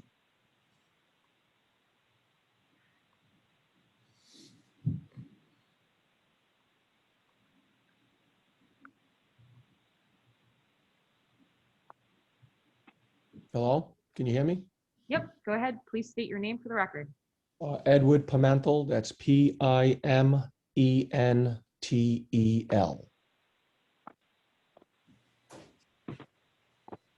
You may begin. Okay. Good evening, Mr. Chairman, members of the Planning Board. It's been a little while since I've been before this board, but when I was asked to get involved and to do an analysis and an assessment from a land use perspective, clearly the design team had already been involved in this project for some time. There had been several iterations working with public, various pertinent agencies, the board, to keep addressing concerns and other issues. What I brought to the design team was I had done several solar projects in this town. I've listened to this board. I know the concerns expressed by this board on other projects. For example, as the landscape architect just spoke to, this board wants to ensure that there's, to the extent we can minimize, would be the visual corridors, the intrusion, even from 95 and from other sensitive site features. So these were all kind of sort of the things that I brought to the table. The design team was already well aware of this, working on it, but clearly I was bringing it from a land use perspective. So having said that, it's never about, from a planner's perspective, it's never about just addressing, hey, this is a by right land use and we comply with all the dimensional criteria, which we do. It's about making a project work that, to the extent you can, satisfies the concerns of all the interested parties. That would be the regulatory bodies, the public, and other agencies, as been testified to by both the project and engineer and the landscape architect. There are sensitive site features on this property that have actually no regulatory protection, but it's our intent to protect to the extent we can. It was never about maximizing the development of this property. Even at the 30 megawatts, we were well under the dimensional standards and criteria. So it was never about that. It's about utilizing this property because the property owner is entitled to property rights, that renders it economically feasible, but also works for the community's interests. It really was. This has been now well over a year in the works. There's been several iterations. The most recent iteration reduced it by another 16% in lot to the point where deforestation, and the 21% in the megawatts. This property is 252 acres, and we're talking about upwards of, I mean, granted, this is at a ahead of a master plan stage, to be truthful, but we're talking about maybe utilizing 47% of the property and maintaining more than 50% in its natural state. I mean, that's why I also did sort of kind of a land use yield analysis in my report, because if you applied the other types of by right land uses that could be introduced on this property and all of the resulting permitted impact, infrastructure, roadway network, the need for resources, this is clearly the most sensitive considering for the property and preserving the property. And by the way, I know it's 25, 30 years, but it's a temporary usage of the property. Once again, think about a permanent disturbance on the property. Bring in the roadway infrastructure, the facilities that could be built here, the effluent, the water. I think this is by far the most appropriate usage of this property. It'll benefit the community from a tax base. It'll ensure that the property owner is entitled to the property rights under the ordinance. And yet it takes into consideration the concerns of neighbors and other pertinent agencies. And that's why we've constantly been meeting with these groups and tweaking this proposal to ensure we address those concerns. We've been listening. I've done several other solar projects. I know the board's concerns. We have been listening, and we've been integrating those comments into this design. And that's why we are at where we're at today. And that's another reason why we went well beyond the master plan stage of the criteria that's usually integrated into a master plan vesting concept plan, because we wanted to make sure we could address those concerns. And you can't just do that at a master plan level of design. And that's why we are where we are with the engineering, the landscaping, et cetera. I think this is absolutely consistent with your comprehensive plan. The town has limited commercial manufacturing zone resources. This is where you want your solar facilities. I can't speak to past projects. I know the town of Hopkinton has done more than its fair share in the introduction of solar, but this is a by right land use. This is where the town wants to see it introduced. We are not maximizing our property rights here because it's not what ultimately is how a development should be introduced. The ultimate conclusion, and I'm hoping the planning board will see this, is that a development should address and meet the needs of all parties, including the town's concerns. So I don't know if you have any questions.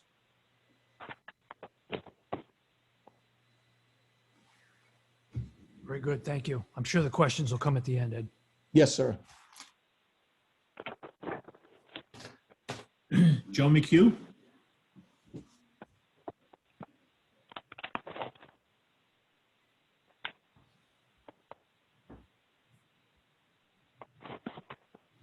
Hi, am I on?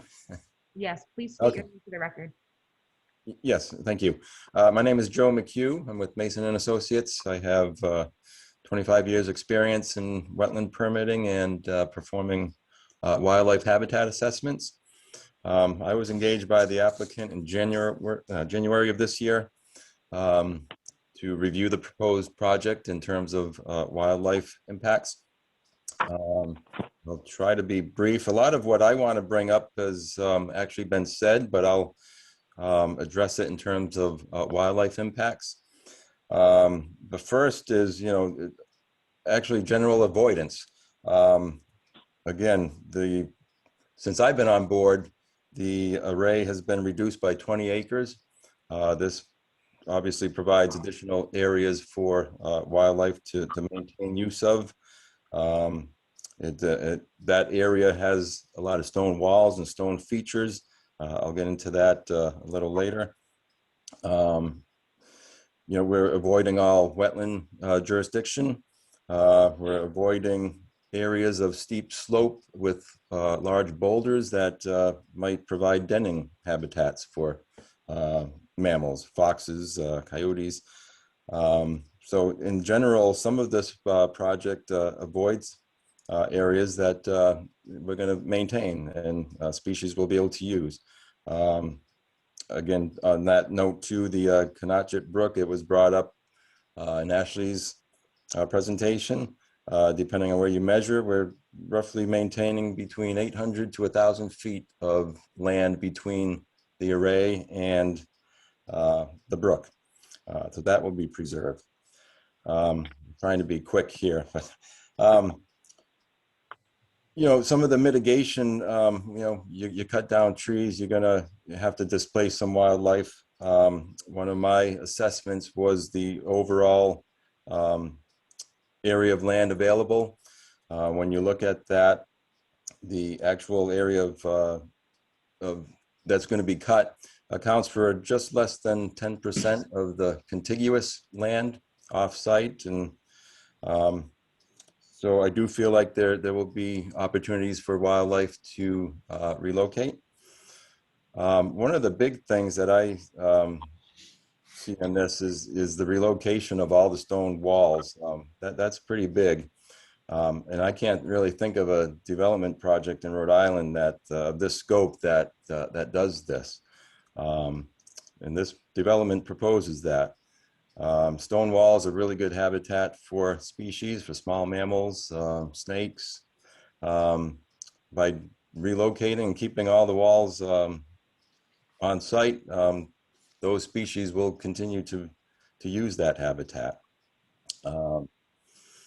In terms of local wildlife movement, migration, the fence, there will be a fence around the array. There will be a 6-inch gap at the bottom. So the small mammals and small wildlife can pass through unobstructed. For the larger mammals, you know, they will have to go around the array, but there is land available for that north and frankly, you know, it's the species using the Canachet Brook corridor going, you know, passing through there out to Palmer Circle. They should not be affected. And then lastly, you know, Ashley had a great plan and presentation, putting the wildlife aspect on the plantings proposed. These are good plantings for wildlife. They provide food, nesting opportunities, and good thick cover. So with all that, you know, I tried to be quick, and I will say that when I did have a concern on, you know, in my review, I approached the project team, and if I had a recommendation, the applicants without hesitation authorized the team to incorporate some of these measures. So I think it's a good plan, and you know, I do think we've mitigated some of the impacts for wildlife. That completes my presentation. Very good, thank you. Scott Rabideau.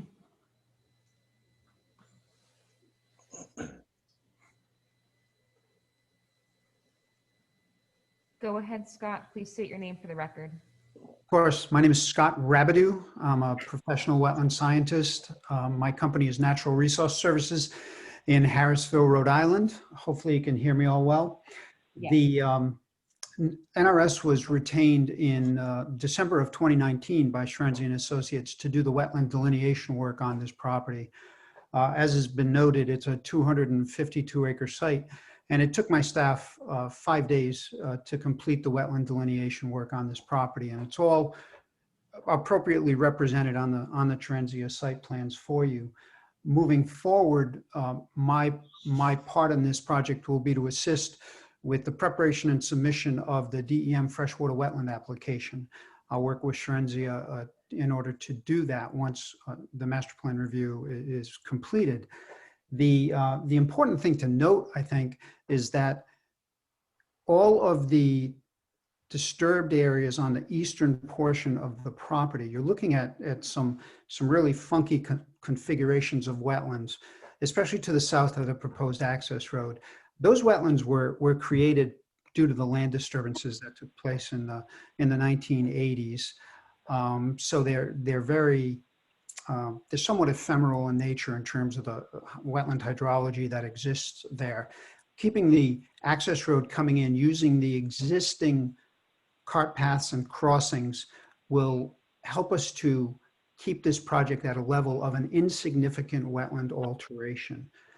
And I think even more importantly, between what Sergio has done, Ashley Cullion has done, and what Joe McHugh has done, the data and the information that's been provided to the town is something that I don't usually see at a master plan level, and it gives me virtually all of the information that I need to move forward with the DEM permit as soon as this process is completed.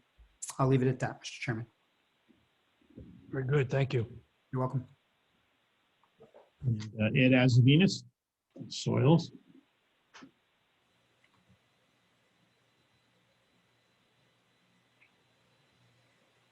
Hello, Mr. Chairman, members of the board. This is Ed Avazinis.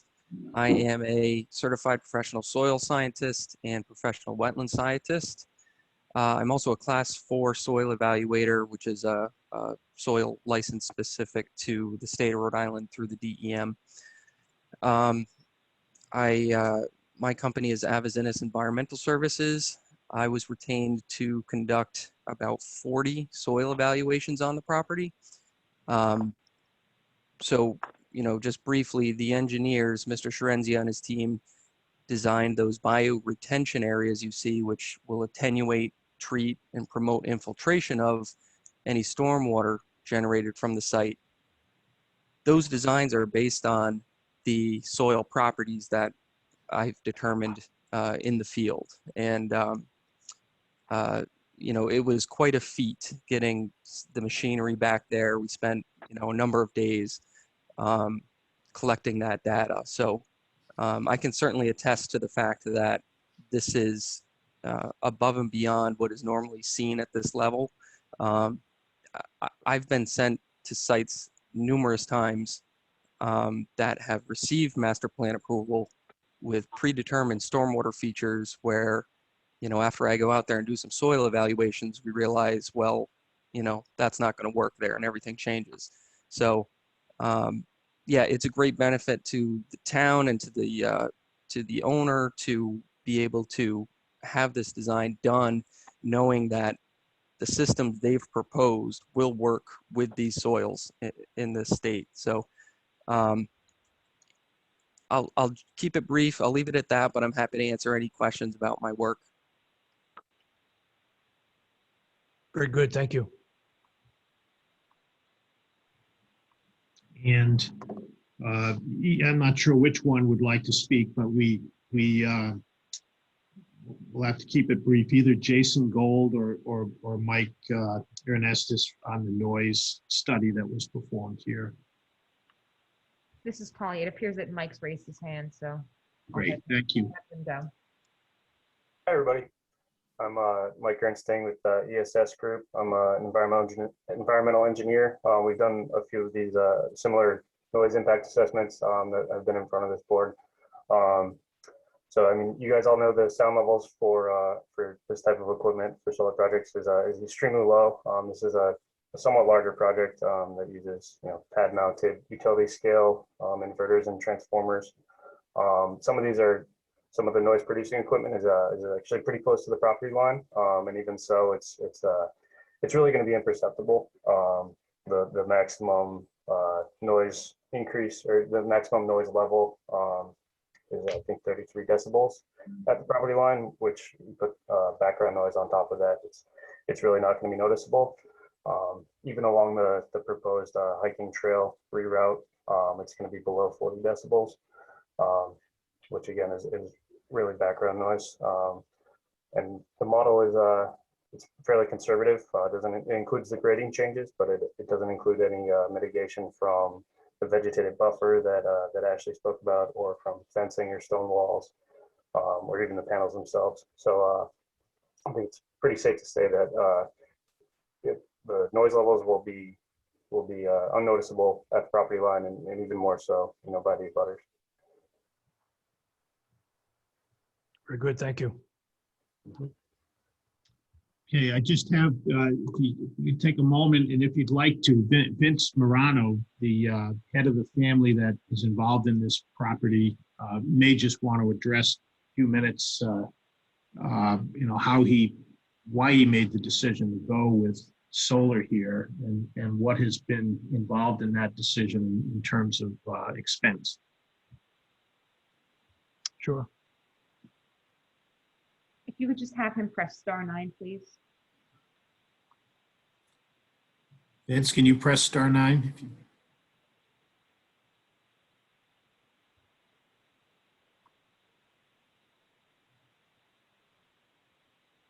And then press *6 to unmute. And then please state your name for the record.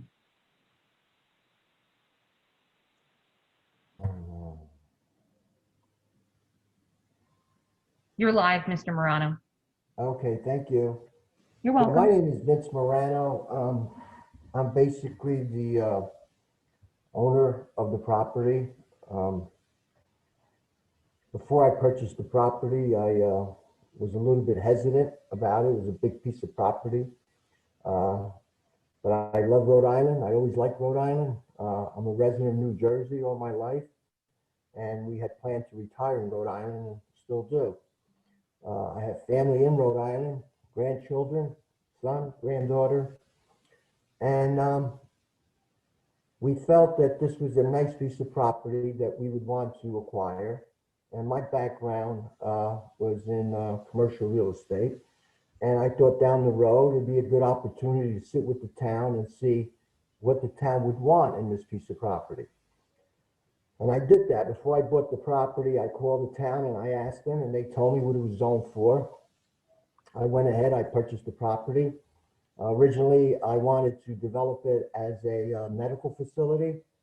And I have a little bit of background in medical facility in New Jersey with Morristown Medical Center. We developed 550,000 square feet of medical facility for Atlantic Health Group. And I thought down the road there'd be a great need for the aging population that a state like Rhode Island, a piece of property right off the exit would be ideal for a medical facility. So what we did is we engaged the architect and the civil engineer, and we made a plan. We met with the town, and the plan with the town loved the town. They would love the development, but it had some challenges, and the challenges were very, very simple. Infrastructure. There's hardly any infrastructure there. But we were sensitive to that, you know. And the second thing was the residential. Well, we're sensitive to the residential. I know if I own one of those condos, I don't want cars, 800-900 cars a day going by my house. So we didn't want to upset the apple cart with the residentials. So the town suggested that maybe we could have an alternate route, which is an exit right off the exit 3 right onto the property. And they asked me if I would contact Mr. Coletta, who owns the abandoned golf course, which I did. And I tried to negotiate either a right-of-way or a purchase of the property. I was unsuccessful. Apparently, Mr. Coletta has different ideas as to the value of the property. So I went back to the town, and I met this time, which was the third meeting with the I met in that meeting, the township, the committee chair was at that meeting, and 2 other committee members. And we felt that putting such a large development of 900,000 square feet of medical, which would have a rehab center, would have medical office, will have an MRI center. It had 150 units of 55 and older. It had everything that we would want if we had the infrastructure that would not impact the township as far as the taxes go. My original plan was to work this with the town so we have a development where everybody was happy. When the town saw that, they asked me, well, look, you're zoned for solar, why don't you just come in for solar? Originally, in the original design, we did have about 5 megawatts of solar, but that 5 megawatts of solar was going to be utilized for the 55 and older to give them a break, and the utility company was not being sold to the grid, it was being utilized on the site. So with that said, we went ahead and we developed the plan that we have today, and that's where we are today. But we were always conscious of our environment. We never wanted to create a development which would cause a problem with the town. We always share our feelings with the township, that we always wanted to do it in partnership with the town and be proud of something. And that's why you have the cooperation that you've had from our side of our family. We love the project. We think that the trails will open it to the public. It could be enjoyed by everybody. At the same time, it will produce an income where it'll sustain itself as far as taxes go.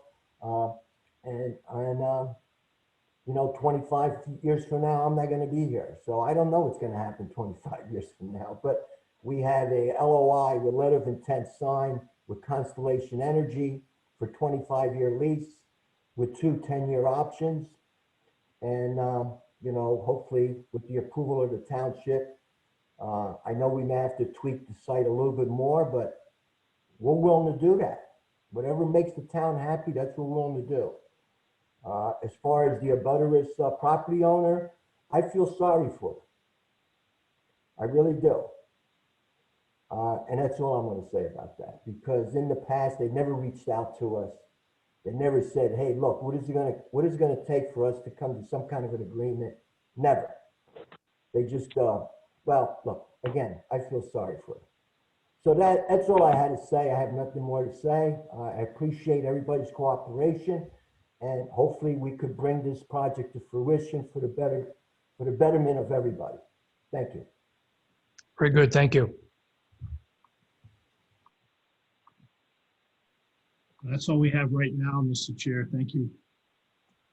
Very good, thank you, well done. So with that, I would like to start with comments or concerns from planning board members.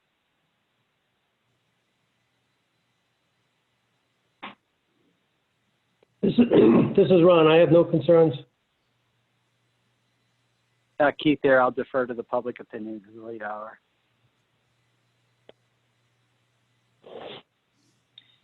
This is Carolyn. I have a question. In my research and trying to understand the relationship with National Grid with our solar community, I came across a monthly report published by the National Grid, and it's a distributed generation interconnection report.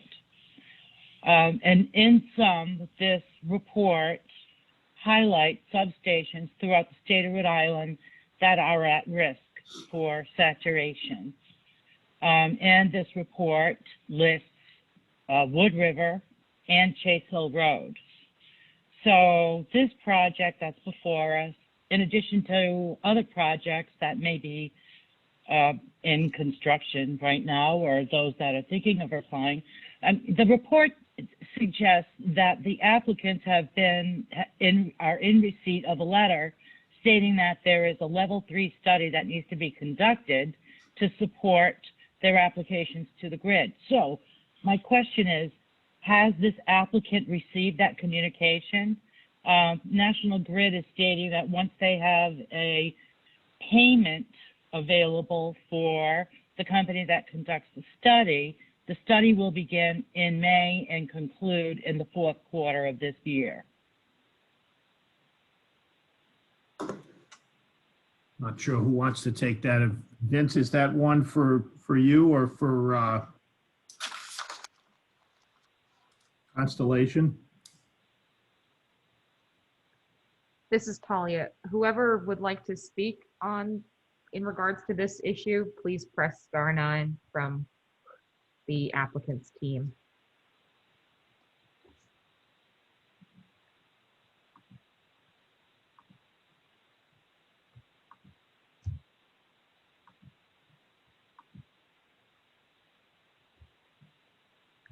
This is Vince Morano again. Could you hear me? Yes, and I believe the other caller is Mr. Kevin Orchard. Yeah, Kevin could field a call. He's our rep as far as the with the solar company and Kevin, once you Yes, hi, this is Kevin Orchard on behalf of the applicant. That is a correct characterization of where we're at in the interconnection process with National Grid. The applicant has funded the ASO study, the third study, which commenced, I believe that timeframe is correct, in May. And we are anticipating the conclusion of that study this upcoming September.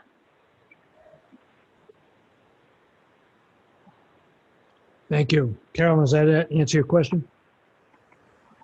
And if I could take it one step further, there's going to be two conclusions that come out of that. One is going to be, yes, you can proceed, and the other is going to be, is it going to be wait and see, or, you know, what are you anticipating from that study?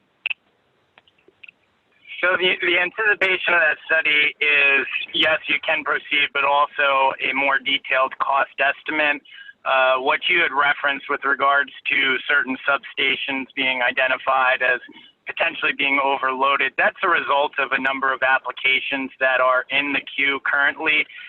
We were the last application that National Grid accepted for this feeder line that we're building back. So this study is done in conjunction with all the other applied projects. So we'll also be receiving what the cost allocations are for the shared network upgrades that will take place as a result of all the projects that are in the queue on the same feeder line as us. Okay, I understand that. And just to be specific in my mind, we're talking for you, it would be the Wood River substation? I'm not sure about that. No, I don't. That does not, off the top of my head, I don't have the name of the substation, but I do not believe it's the Wood River one, no. Okay. Thank you. Any other planning board members, questions, comments, concerns?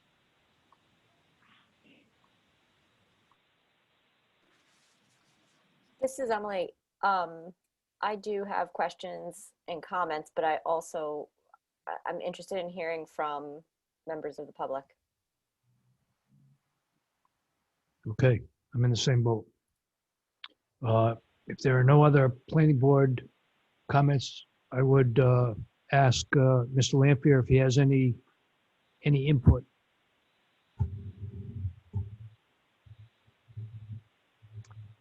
Yes, Mr. Chairman, Jim Lampier, Town Planner. I'd like to mention that this application is in effect through this evening, May 5th. If it looks like we're going to have to continue this application to another meeting, we're going to need the applicant to consent to an extension. So I would say that. All right, well, let's keep that in the forefront because as I, again, look at the clock, depending on the amount of public input here, this might be continued. So if that's going to be the case, we'll have to talk to the applicant about an extension, yes? Correct. Okay, very good. Mr. Chairman, Yes, this is Attorney Hogan. There isn't any question that you're going to need to ask for that extension because there is no prepared draft motion for you to consider this evening. It would be impossible to prepare that prior to the testimony that's been given this evening. very good, thank you. Let's stop right here. Let's talk about the extension. We've mentioned in the past that the board has been very amenable when we've asked for additional time to address issues that are of importance to the board. And I've mentioned before that goes both ways. So I'm certainly authorized to consent to an extension for the board's period to act. Maybe not assuming that it would go on the June meeting, but at least through the next planning board meeting. And we'll see where we are from there. If any further time is required, but it's not in our interest at this point just to try to squeeze this board. That's not consistent with anything this applicant has done on this project. Very good, Mr. Landry. Thank you very much for that. I'm going to turn it over to Jim for a comment, but I would only caution that consistent with our past practice, if there's going to be an extension, I would just ask that it be somewhat more than our next regular meeting, right? In the event that something happens and our meeting can't take place, I don't want to put the planning board in a jam. So that said, I think Jim might have a comment.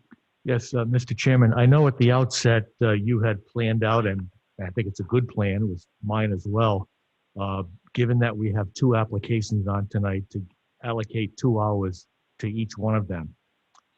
However, a backup plan that I had in my head all along is, depending upon how much progress we made on this first application, and it looks like we've made considerable progress, considering that all the applicants' representatives are here this evening, and because the public, I'm sure, wants to comment on this right here tonight, they've been waiting for it, if we would possibly let this application go maybe as long as another hour, so that we can get the bulk of this application done, then maybe we can bring this application back to the planning board at the May 19th meeting for a decision. That's a possibility. Keep in mind, this is Attorney Hogan, keep in mind, there's also an objector attorney, and there's some documentation's been submitted from an expert. So I suspect there's going to be a presentation on that side of the fence as well, and potentially some cross-examination. Okay, all good points. Why don't we allow some public comment here? I really don't want to depart from my my original plan of action here. We have another applicant waiting in the wings, kind of made some representations here. So let's open it up to public comment. Let's see where we get within the next, I don't know, 10 or 15 minutes. And in all likelihood, this is going to end up being a continuation. And then we'll go to our next application. Yes, Mr. Chairman, if I may, Jim Lanfear, Town Planner. I think that's a very good suggestion. My hope then for the rest of the evening here with this application, and looking forward to the next one, and with the type of time that we spent on this first one, we did get a lot of, let's say, housekeeping things or ground rules established at the outset, which prevent this applicant from really diving into the details of the application. I'm anticipating that the next application may involve similar things. So I don't envision the next application getting done tonight either. So my plan would be to do as much as we can tonight, and then, as Attorney Hogan said, we bring this back on May 19th, have the objector make testimony. Maybe we can wrap this master plan up on May 19th. That's my hope. Okay, good strategy. So with that said, let's take a few minutes. Let's go to public comment for those that might be wishing to weigh in on this particular application. So the first person, so this is Talia, planning clerk. I'm going to read either the last 4 digits of the phone number or the name that's displayed on the screen. And then I'm going to ask you to state your name for the record. The first person, last 4 digits, 8222. And to unmute yourself, press *6. Hi, this is Joe Moreau. And I just wanted to make a point that the attorney previously had said that the property, Schuylkill property, was purchased in 1987. The information I had reviewed a few weeks back, town records, it was December 1st, 1995. The other thing I wanted to point out, I read recently in an email about the Stone Ridge project, and a resident referred to it as a 92 acres sea of glass. The actual total size is 81.33, and I confirmed that today. It's not 92 acres. I just wish people would be accurate with their facts. I listened to several of the Conservation Committee meetings on this project. I live in the area. I drive by there every day. I can attest to the fact of what they went through to get the equipment in there. Snowstorms, I've seen the equipment out there working. There was an issue with the fence being down, and they responded right away to fix that issue. In the beginning, as the owner mentioned, when I looked at documents, there was questions about a medical building going in there. And I thought of the first thing I thought of was that our town just doesn't have the services. We don't have city water. We don't have the septic designs for that. This developer, and I've been involved since 2018 with solar projects. Most developers would go in and they would max out every acre that they could to put solar on it.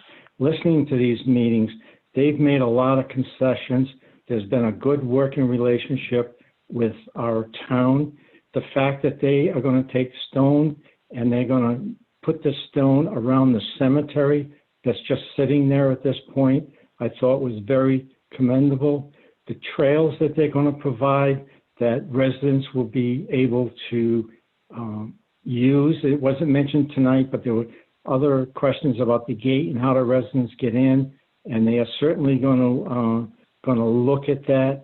I just think it's been a real good working relationship, and I appreciate the fact that they have made so many concessions. I mean, to reduce from a 50,000 square foot building now to a 15,000 square foot building, where initially it was 4 small buildings.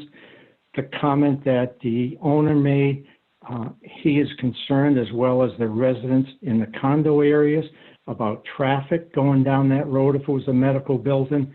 And they're looking at a lot of different things in our community.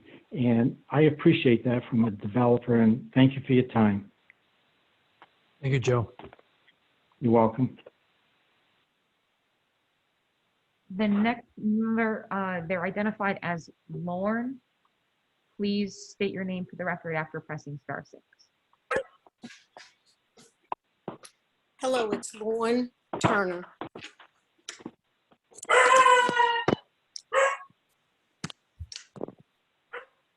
Go ahead. Sorry.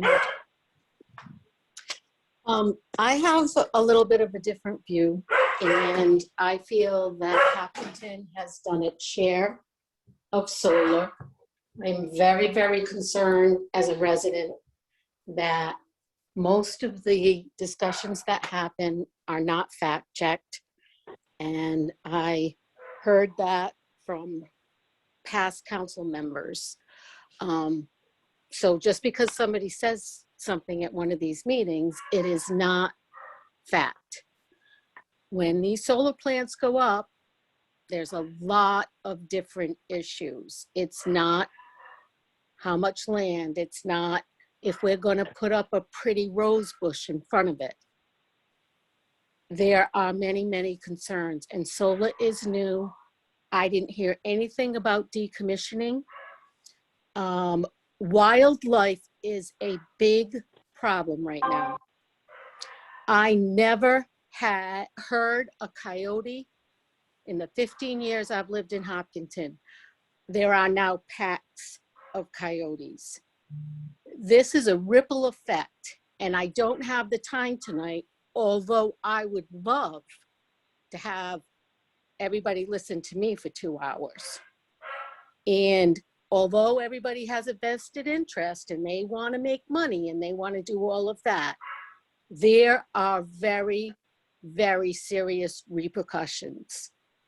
And I would like the opportunity, because I was never informed from everybody I have tried to speak to, that the public can put up experts.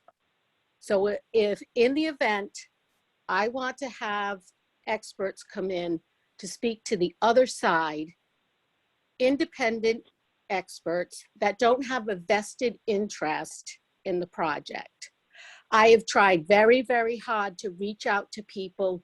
Unfortunately, I cannot get anybody to get back to me. I am a concerned taxpayer, and I don't know if I can stay living in Hopkinton if this continues. this has made me literally sick. And there is nothing that can be said, a fence, moving this. We have fishing, we have that. There is not enough research to determine that there is not going to be problems down the road. And we have continued and continued to approve solar plants. And I cannot plea enough that Hopkinton is maxed out. Whether somebody thinks it's a good plan, not a good plan, we are maxed out.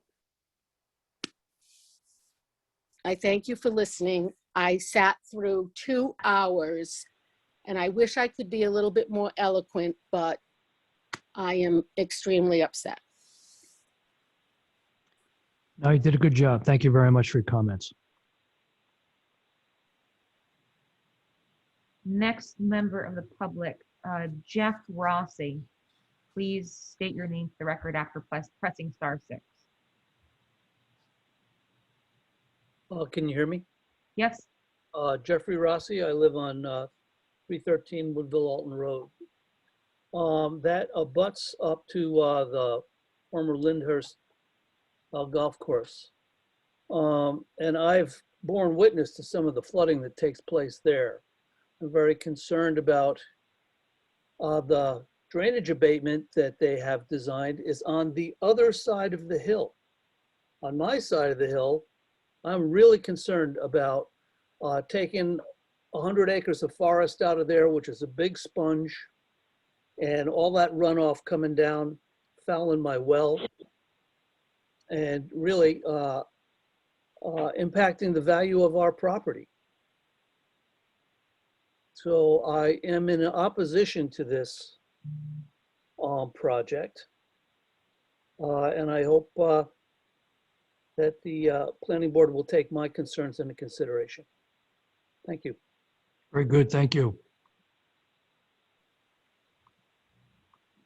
Next member of the public, Eric, please state your name for the record. Hi, it's Eric Bibler, Woodville Road. I don't really want to make extensive public comment tonight. I just want to make sure that the public will have a chance to comment after the abutters present their own experts. We've only heard one side, one opinion on some of these issues, including the planning issues. So I hope that there will be some time reserved for that, because I'd like to hear a rebuttal from a professional planning expert to some of the testimony that's been brought tonight. I do want to express my profound disappointment that the planning board has tonight essentially, in my opinion, abdicated its responsibility for making a required finding as to whether or not this proposal is in compliance with our zoning ordinances. We did have, first of all, there's the plain language of the ordinances, I think, is clear. You know, the opinion that suggested that any commercial use should be allowed was purely speculative as to the intent of the town council in 1990. And we did have, I believe Chairman Diorio was on the planning board in 1990.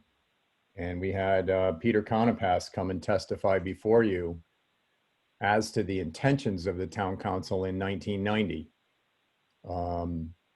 So there was certainly no intent to allow this use. In fact, solar energy as a use was prohibited in the town ordinances from 1994 through 2014. So it surely doesn't suggest that any prior town council intended that. As to the size of the property and the footprint and the idea that use of 45% of the property is conservative, keep in mind the size of the property is 252 acres. And again, Mr. Conapask, who was on the planning board in 1990, described the process through which that town council rezoned this property. And they took great care to describe the uses to which it could be put. And it was RFR 80 before they rezoned it.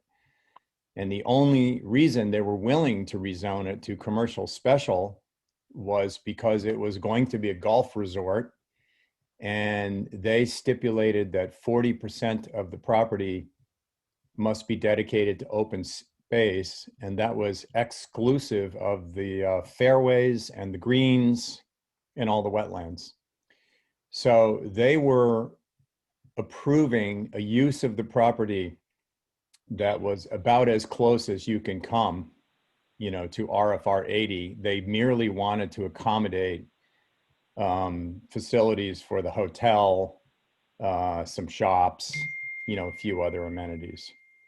So I don't think the planning board should be lulled into thinking that putting up 82 acres of solar panels as a commercial use is any kind of, is in any way consistent with our comprehensive plan. And I don't think they should be lulled into thinking that 30 years ago, there was ever any intent or would ever have been any feeling that, you know, utilizing quote unquote only 45% of the property would be conservative. And finally, I would just note that I think Mr. Diorio participated in this, probably Tom Holberton. Peter Conopask mentioned that he was one of the group that drafted the first comprehensive plan and the first revision. And he told you in no uncertain terms that this proposal is absolutely inconsistent with the town's comprehensive plan. So I think that's about as authoritative source as you can get. The planning expert for the developers well known in Hopkinton. There has never been a solar project he wasn't in favor of in Hopkinton. To my knowledge, he's probably represented developers on a half a dozen of them. And he memorably said in one of these hearings that spot zoning was an urban legend and really didn't even need to be considered. So anyway, I just want to make those points tonight, but I really hope to be able to hear from the planning expert of the abutters and get a balanced opinion. Thank you. Very good, thank you. Okay, at some point I gotta, We have one final member who would like to comment. okay, that's one more. Yep. They are identified as the Swamp, but I'm going to ask you to please state your name for the record after pressing *6. Lynn LaPierre, are you able to hear me? Yes. I wanted to speak to the sound studies. Naturally, you're not going to hear any equipment running because once you clear that amount of wood, all you're going to hear is the highway. I am 100 feet from a solar facility that cleared a lot of acres of woodland, and I am a mile from 95. I am serenaded by the highway day and night. This wasn't the case before the trees came down. Also, on the subject of water runoff that the resident just before Mr. Bibler spoke about, he has every right to be concerned because we raised these same issues with the Maxon Hill facility. We're now dealing with water issues that we said were going to happen. I have got my neighbor's property has had their water main broken twice. I have my driveway washing out and it runs right down to my well. But my biggest concern is the town was not able to properly manage the Maxon Hill construction. How do they think they're going to manage something the size of Stone Ridge? Thank you. Okay, thank you. All right, so listen, here we are. It's coming on to 8:30. I think it's time to stop and say enough for this particular application. We need to, yes, 8:30. Yes, of course. We need to say to everybody in the audience, yes, there'll be plenty of time for additional comments, concerns, etc., but we have run out of time for this evening. So 2 things. I just want to clarify that, in fact, we do have an extension. Do we need to identify how long that extension is going to be? We could. It's a public informational meeting right now, and I suggest that the public informational meeting be continued to a date certain. Well, I was actually referring to the extension by the applicant of our review window. That as well. I know that Mr. Landry has been cordial enough to say that, yes, he's amenable, but I don't remember that we identified a period of time. I'd really like to have something on the record that says, you know, I'm looking at a calendar here quickly, you know, I don't know, June 9th or June 16th or something like that. Mr. Chairman, Jim Lanfear, Town Planner. We have a second meeting in the month of May that the planning board graciously granted due to the workload that we have. So we have May 19th. The next regular meeting of the planning board is June 2nd. I already have a few things penciled in, non-solar issues that I'd like to get done for people. And then we have I believe the planning board is amenable to doing the second meeting in June, which would be June 16th. And I already have in my mind potentially two projects for that. One being solar and one being a large housing development. So that would, but first things first, I think I'd rather finish what we have almost completed, let's say, than starting new stuff. Well, you know the schedule better than I do. Why don't you suggest a window that Mr. Landry can comment on? My suggestion would be to bring this right back to the planning board on May the 19th. And that would be the first item on the agenda, old business, and we will continue this public informational meeting at that time. And it would be your hopes to bring it to conclusion. At least for, yes, some sort of a conclusion, with some sort of a decision, I would hope. But that might be overly optimistic. We know we have the applicant's representative, the applicant's, the objector's planning expert wants to testify. So I want to give everybody an opportunity to weigh in on this. How about we get an extension to June 2nd? Mr. Chairman, could I jump in for just a moment? Yes, of course. I'm just like, let's be reasonable about it and understand that even if the matter were concluded at the first meeting in June, there's still going to be time, you're still going to need to consider a written motion for findings of fact and conclusions of law. So my suggestion is, at the minimum, that this would be extended to the June 16th meeting, hopefully for that, at that particular point in time, for a decision, but with the understanding that it could go to the July meeting. So that would be my recommendation to you. Yep, thank you. Good comment. Mr. Landry, June 16th? That's acceptable, Mr. Chair. Thank you very much. Okay, so we have the extension resolved. So then, with regards to this application, I'll entertain a motion to continue to a date and time certain, please.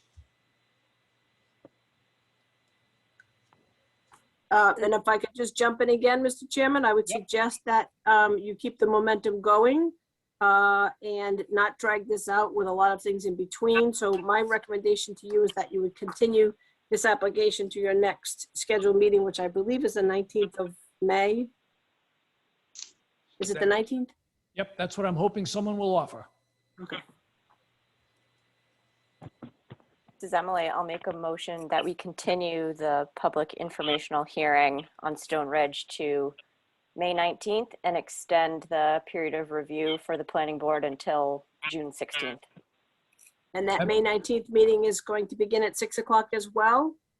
That's my understanding. Okay, just so everyone's clear. Do we need to include that as, Maggie?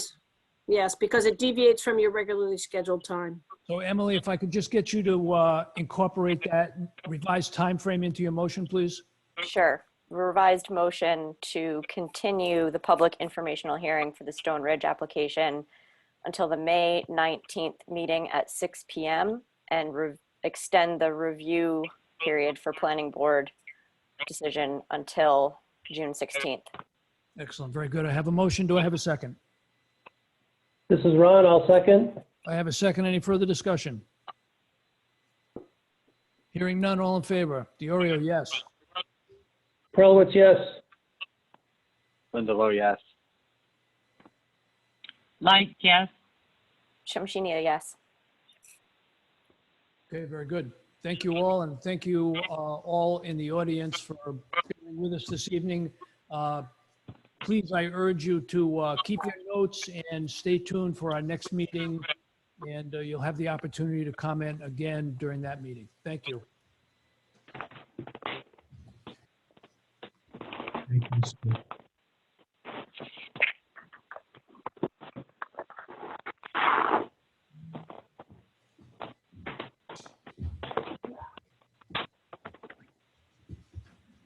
Okay, next item on the agenda under new business. For this item, I am going to recuse myself as I have in the past. I have a notice of recusal that I'm handing to Talia. For this particular applicant, my firm has performed surveying services for the applicant in the past, although I have no involvement in this specific project. So I'm handing that to Talia. This is Talia. I'm accepting this recusal form from And Mr. Diorio. Thank you very much. And I'm asking that Ron take over the chair for this particular application. Yes, certainly I will. Thank you, Al. Okay, do we have any presenters in the audience? Any engineers, attorneys, anybody who would like to speak on behalf of this project? Yep. Ron, this is Emily. Before, similar to the last item on our agenda, before we hear from the applicants, I'd like to make a motion for the board to consider. Yes, absolutely. Go ahead, Emily. Okay. I would like to make a motion that in this application, Kamoli Solar, that the applicant's attorney address the following question in writing prior to the next hearing on this application. And that question is the following. Given the facts that both A, the Rhode Island General Law 45-23-61, as well as Section 3.2 of the Hopkinton Subdivision Regulations 3.2.2 requires conditional planning board approval for the first approval stage of the proposed project prior to the town council granting a conditional zone change, and B, that the planning board did not grant conditional approval to this application prior to the town council zone change, please identify with specific references to appropriate statute and/or case law how the planning board has legal subject matter jurisdiction under both state law and the Hopkinton subdivision and land development regulations to hear this application for master plan. Thank you, Emily. We have a motion. Do we have a second?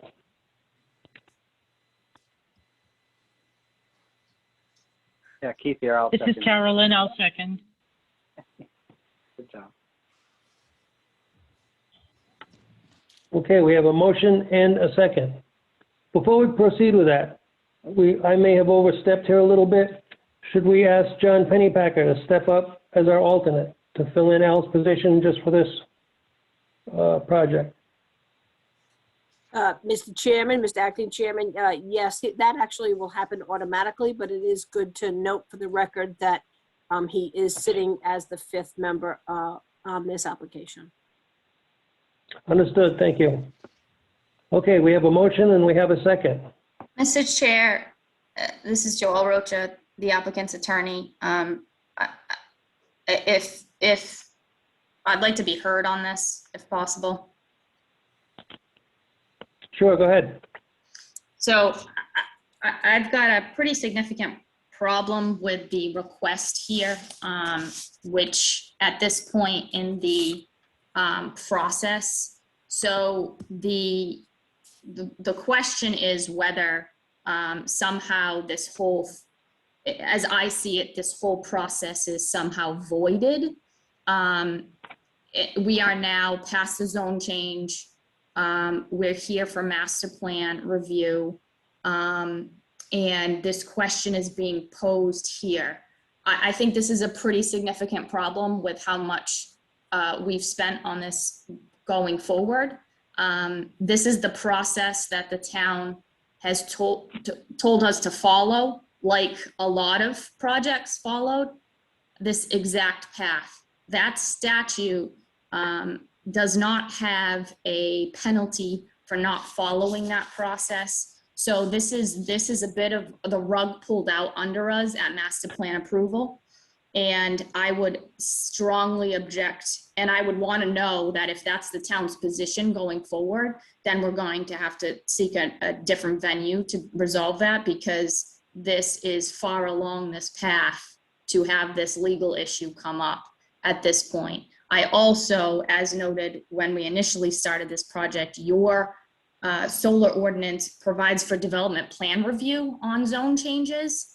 And we were told to follow the land development process. So to the extent we're gonna go down this road, I would object to this process as well, as I think development plan review does apply. We've been cordial in following the process that has been told to us by the town. But if this is what is going to happen at this point, then I'd like to know. I don't see the need to address this in a memorandum, because if this is the position the planning board's going to take, then we're gonna need review of this. Okay, thank you. In my mind, this is a little bit of a confusion. It appears to be a legal issue, and I would like to get an opinion from our solicitor. And if you would please, Attorney Hogan, weigh in on this. Certainly, Mr. Chairman, Mr. Acting Chairman. Ms. Shamshinia has made a motion. There's a second, and the board is poised to discuss and vote on that motion.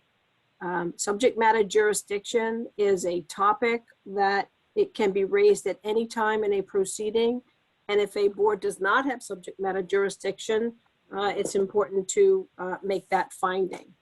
As we know that we have received a number of communications over the last several months on this question and from members of the public. And this is the first opportunity that the board has to address a legal question that has been raised. It is not an inappropriate time for you to consider this. Certainly the applicant is aware of those legal statutes, and that a question has been raised, and the board would like to have some opinion from the applicant as to how it believes it's properly before the board. The board may be convinced of that argument once it's made, but we won't know that until you hear from the applicant on that.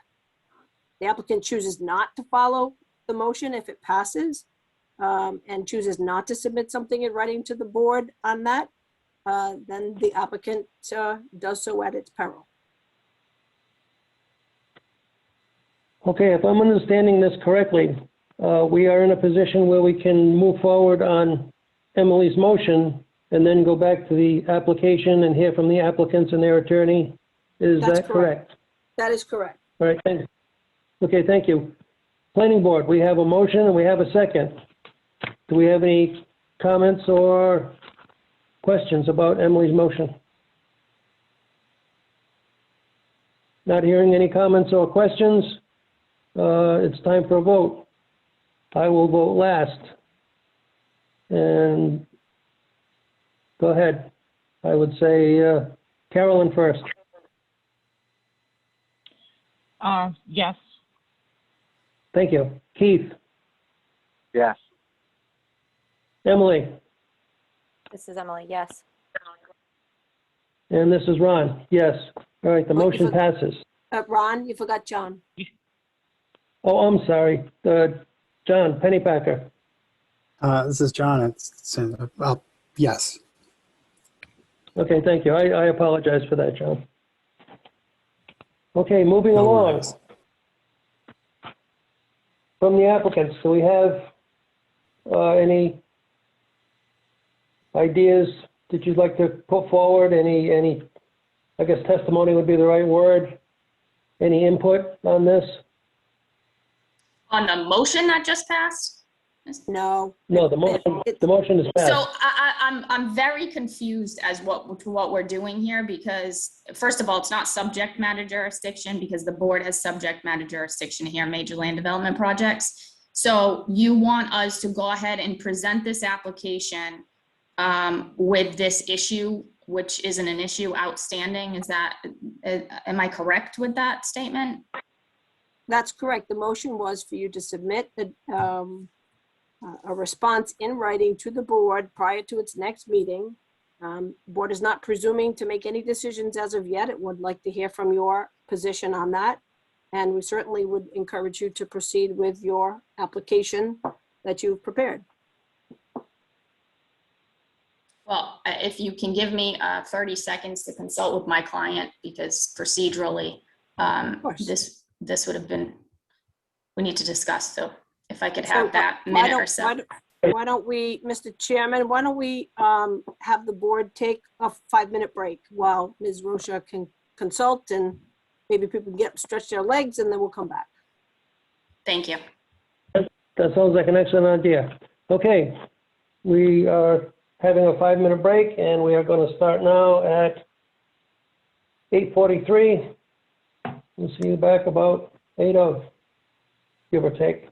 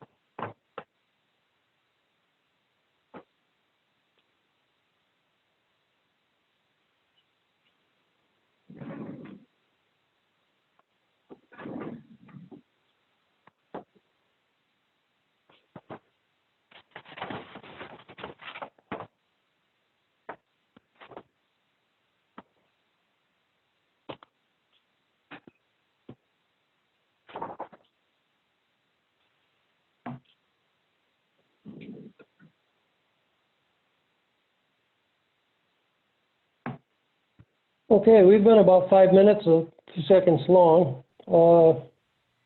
Is everyone ready to proceed? This is Talia. I haven't heard anything from Joelle as of yet, so I'm not sure where the applicant stands on this. It's a little bit difficult to make a presentation without an applicant. Okay, we'll give her a few more minutes. Give it a couple minutes. I'm background. This is Emily. Okay, thank you.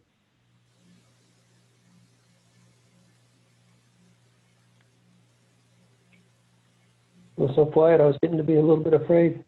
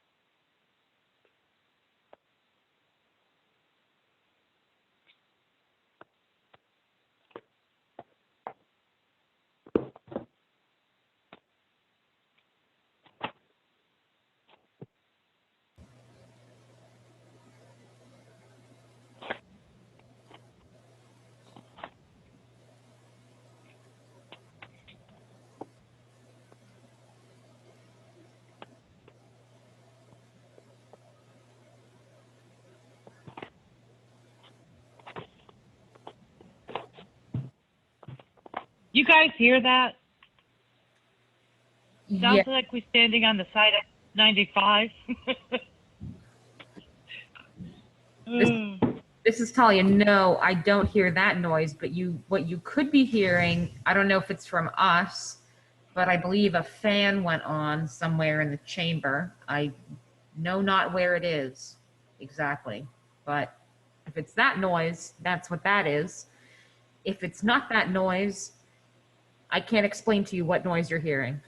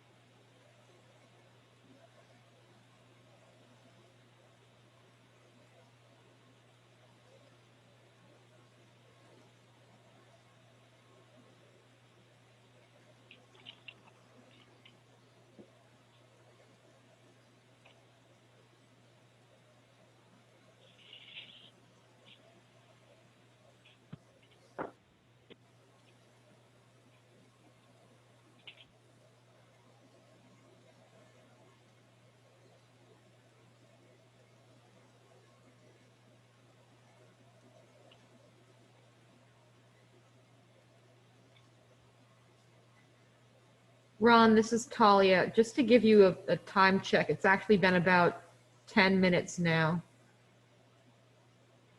Okay, thank you. What do you think we should do?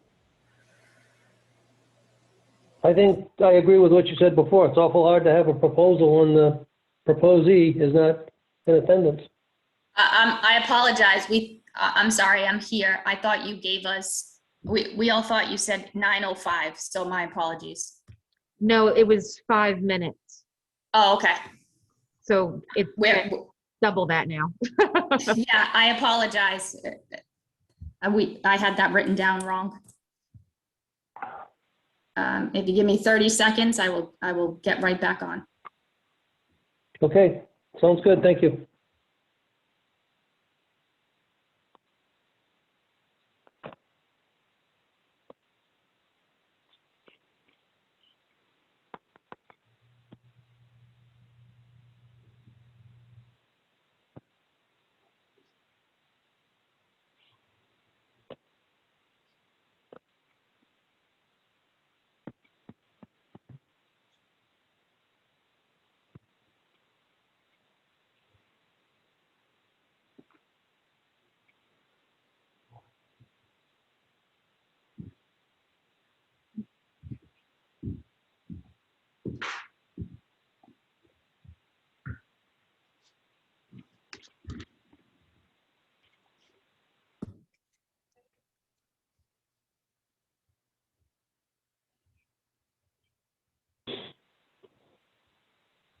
All right, I apologize.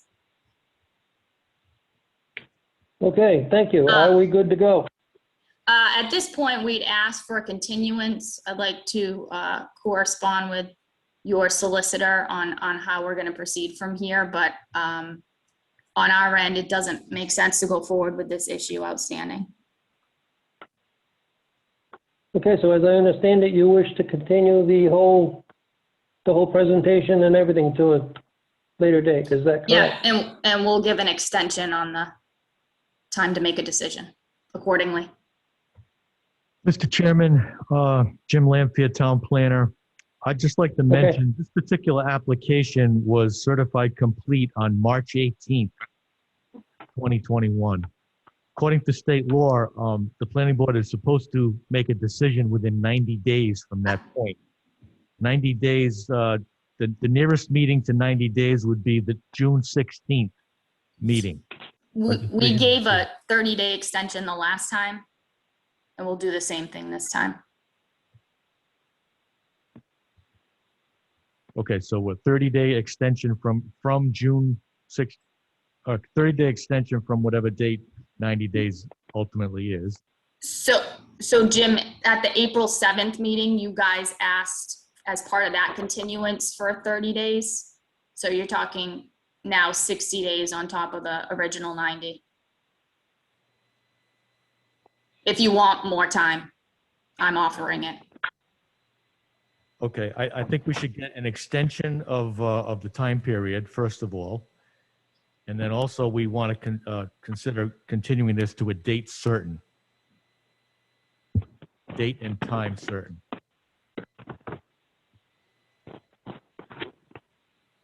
So the time frame looks like it would be in the neighborhood of July 7th. Is that correct in your way of thinking, Jim? Yeah, that would be fine. That should give us ample time. Now, I just want to say that in considering this to a date certain, right now it's looking like we have 2 solar applications for May 19th. If this was to be continued to that time, that's going to give us 3. I don't know how we're going to do 3 solar projects in a night. You're not. I seem to be having a little bit of a brain episode here. I thought we were just talking about July 7th. Yes, that would be the extension of the review period, Ron. So okay, this application is good. A decision does not have to be made until July 7th, okay? We'll establish that. So now. Okay, so we can go anytime in between now and then. I'm sorry, go ahead, Jim. Second. Okay, well, yeah, it's gonna be, it's Jim Lanfair, town planner. I just, I've been lamenting this for months now, and I think, the perfect storm is we're in the midst of it right now. The workload is such that I have a number of highly contentious projects that are going to take multiple nights. Okay, a lot of them are solar projects. I got a major 140 unit housing project that I got to squeeze in here. I'm under deadlines with the state. And in the midst of that, I have our usual small minor subdivisions that people don't want to wait forever to get done either. The planning board has been gracious enough to give 2 meetings in May, 2 meetings in June. As far as I'm concerned, we need to meet every week. Once a week we could meet on these things to get this work done. I don't know how to get this work done. I'm trying like a dog trying to find a way to satisfy everybody and get this work done. Wood River Health wants to come back with their addition. I don't know how much more clear I can make it to everyone. The planning department in Hopkinton has a lot of work to get done. You tell me how to get it done. I don't know. June 2nd, I got 3 things. The gasoline station issue with the electric charging stations. They want that back to the planning board for more clarification. Okay, that's June 2nd. I got Fairview Estates, a major subdivision. They want to complete that preliminary plan. I got Rocky Hill Compound, a minor subdivision. That's 3 things on June already. Now you want to bring this project back to start their presentation, which, as I predicted earlier tonight, we didn't do. What did we do on this application? All right, we settled some things, I guess. But again, I'm not sure how to get all this work done. We can put it on for June 2nd and give it our best try, but all I have is unhappy people calling me up wanting to know when their project is going to get done. I don't know. Mr. Chairman, if I could jump in for just a moment. Certainly. Thank you. I certainly would encourage the applicant, since it's been afforded the time this evening, to proceed. The board isn't going to make any determinations on the application or any legal questions that arise during the application until the conclusion of the matter. So by not proceeding tonight, we're just wasting time. Understood. So if it's okay with the applicant, how about if we go for another hour and see how much of this work we can get done and then set a date to continue? The problem is that what you're asking of us is to go through our entire presentation at a pretty significant expense over a number of months, only to at the end, after hearing it, decide whether you have, quote, subject matter jurisdiction to even hear the issue. So that is a bit mind-boggling from a legal perspective, but we're not going to proceed only to potentially have that call at the end on this. This has been an issue raised by the citizens group on every application that's been heard in the last couple years. And now I guess we're the guinea pigs to pick this issue. So that is not a fair request to ask of us to proceed. So we're not going to.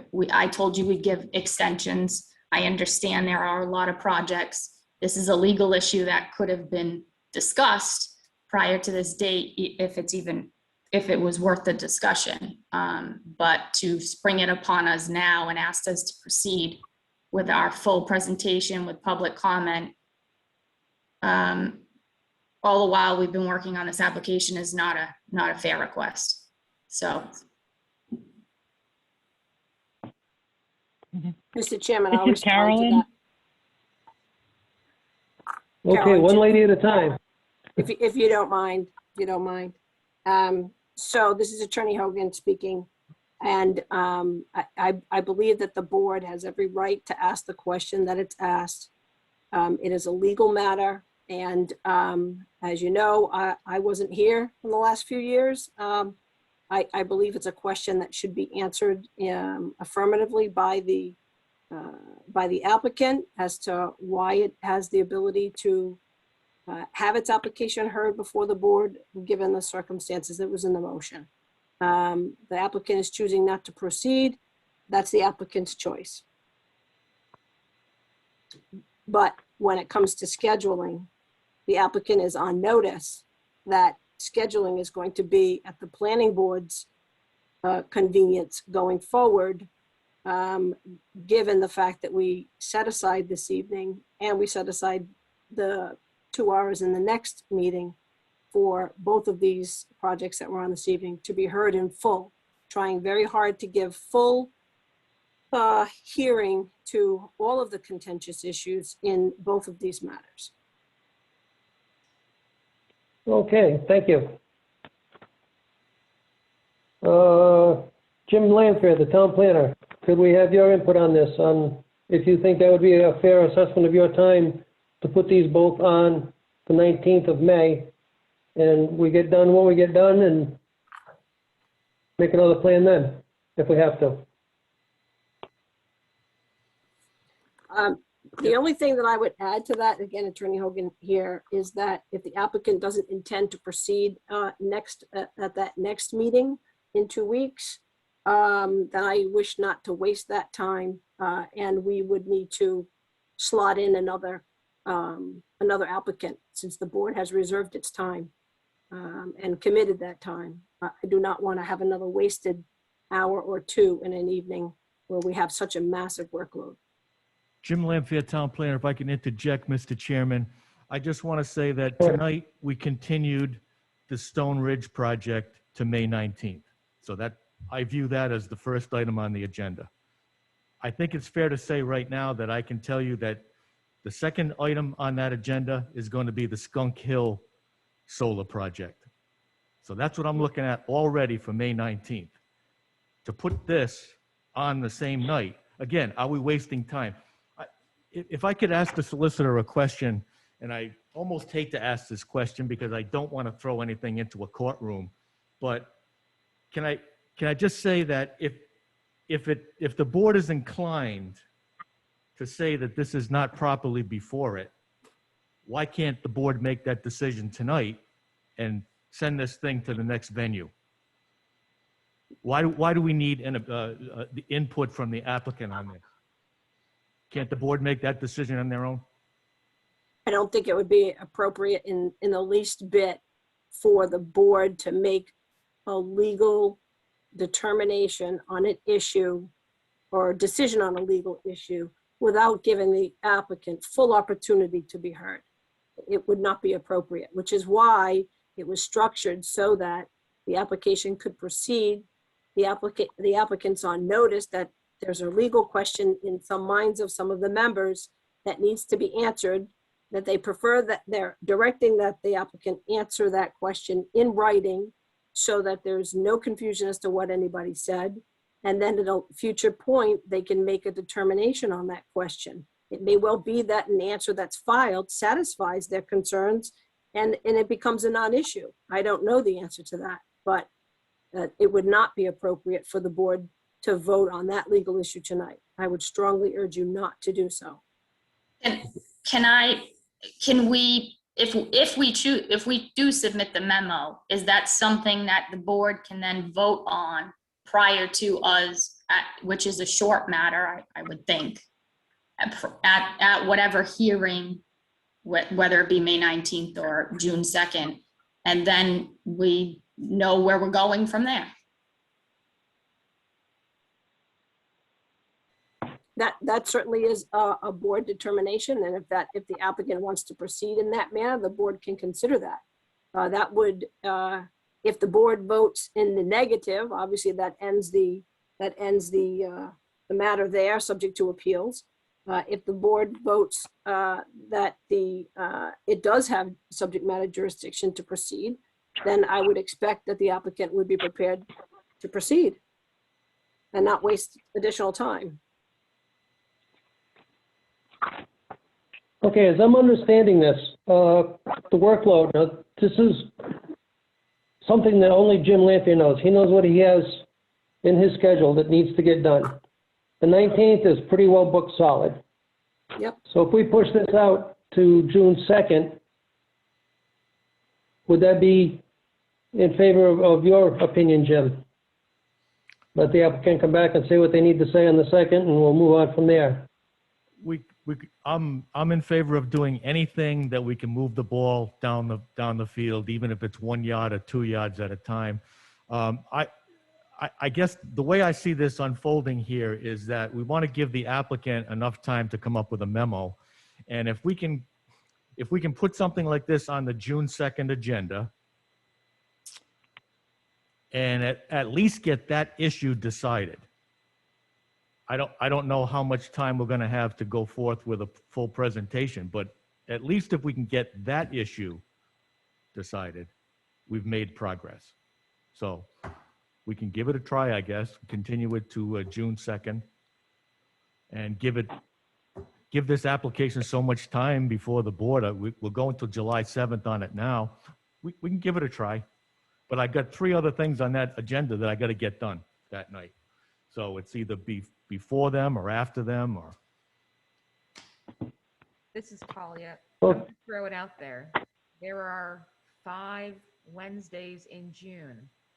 I know that having 2 meetings is not particularly appetizing to the board, but considering the amount of work that we have, I figured I'd throw it out there that we could feasibly have 3 meetings in June if that's what we need to deal with this work. But obviously, this is definitely the board's prerogative on whether or not they want to have 3 meetings.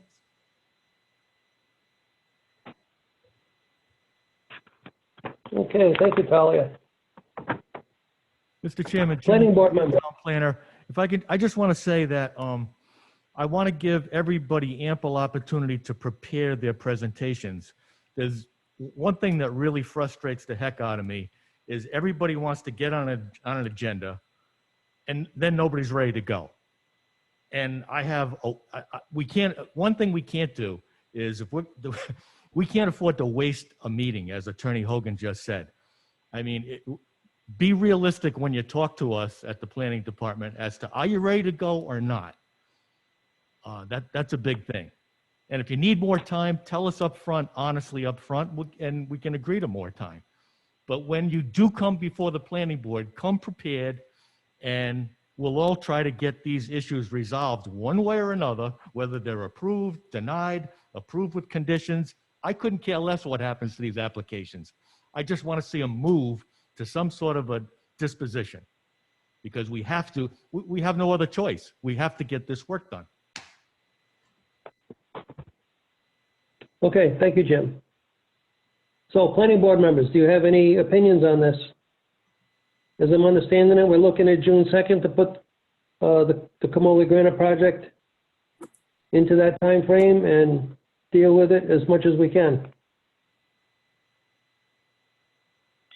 This is Any thoughts? Carolyn. My thought on this is that I think I'd like to see the Camoli project get its fair hearing time. I don't want it to be rushed, and I want us to be considerate of the efforts that they've put into this to date. I'm on board with hearing it on June 2nd. Okay, thank you. So Anything from any of the other members? this is Emily. I mean, I know we haven't heard from everybody, but I'll just throw it out there. I'll make a motion to continue the public informational hearing for the Camoli Solar application to June 2nd and extend the planning board review clock till at least July 7th. Can't remember the exact date. 7th, this is Talia. Keith here. Should we just add, have all our meetings start at 6 o'clock from now on also? Oh yeah, I forgot to say 6 o'clock. Well, I'll amend the motion. So the motion would be to continue the public informational hearing for Camoli Solar to June 2nd at 6 p.m. and extend the planning board review timeframe to July 7th. Thank you. We have a motion. Do we have a second? Yeah, Keith there, second. We have a Mr. motion. Chairman. We have a second. Yeah, Mr. Yes, go Chairman, ahead. Attorney Ogun, let me just jump in for a moment. Ms. Rocha indicated earlier that she wanted to have a decision on that legal question first, and then she would make a determination. Well, that would make a determination, I guess, whether she planned to proceed. So are we going to just hear that question or make a determination on that question at that meeting, or you wish to make the determination on that question previous to that? That's a good point. What would be your opinion? And this is directed to Attorney Hogan. I believe you would need to have the written memorandum or whatever she wants to submit, you know, a week or so before any meeting, so that you have the opportunity to review it and, get the answers to any questions that you might have. Okay, Depends That how sounds quickly good. Thank- she feels she can comply, if she intends to comply. Can we ask Would it be- Joelle what time frame she might be looking at I don't for need- hearing? If we're gonna go that route, I don't need much time at all. So if we got together maybe on the 19th to answer the memorandum and then continue the public hearing until June 2nd, would that be amenable to everybody? That seems like a good plan, in my opinion. This is Talia. Will we need a new motion for that? Say that again? This is Talia. Would you need a new motion on that? Yeah, Emily could withdraw if she's of the mindset. She could withdraw the motion and restate it. Yes, Attorney Hogan, Jim Lanfear, Town Planner. Are you suggesting, how would we bring that memorandum back to the board? Would we bring it back under the auspices of a public informational meeting? Or do we have a separate category for that? No, no separate category. It's all part of the public informational hearing process. Okay. So then we want to continue the public informational hearing until May 19th. Correct. And take, okay. And with the intention that it's probably also going to be continued, or at that point, it could be continued to the June 2nd for additional hearing if necessary. Okay, that's doable. So we might Oh. then request that the memo be submitted at least a few days in advance of that meeting, or a week would in say a advance week. of that meeting? Okay. So I'll revise my motion to continue the public informational hearing for Camoli Solar to May 19th, requesting that the applicant submit written response to the subject question 1 week in advance of that by May 12th, and note the possibility to further extend the public informational hearing pending the results of that planning board decision on the memo to June 2nd at 6 p.m. And I'll note that the May 19th is also 6 p.m. Okay, we have a motion. Do we have a second? Yeah, Keith here, I'll second that again. Thank We you. have a motion and a second. How say you, board members? Carolyn? This is Carolyn. Carolyn, yes. John? John, yes. Emily? Emily, yes. Keith? Keith says yes. Ron, yes, it's unanimous. Okay, so we're done with this one. Thank you. At this point, I will turn the meeting back over to Chairman DiOrio for our last item on the agenda. Thank you, Ron. I actually stepped over the public forum. We didn't really cover anything on the application, so there's really nothing to get their opinion on, just that we're going to be at another date. If that's okay with our solicitor, we can move on. I believe that's appropriate since there was no presentation for the members of the public to hear or comment on. Okay, thank you. So we're looking at the 19th. If we don't get everything accomplished then, we're going to push it back to the 2nd, and we'll deal with anything else on the 2nd that we have to. All Very right, good. thank you. I'm turning the chair back over to Mr. DiOrio. Thank you, Ron. You're welcome.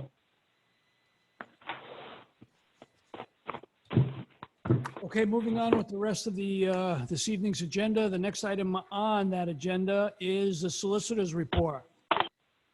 We have a educational session.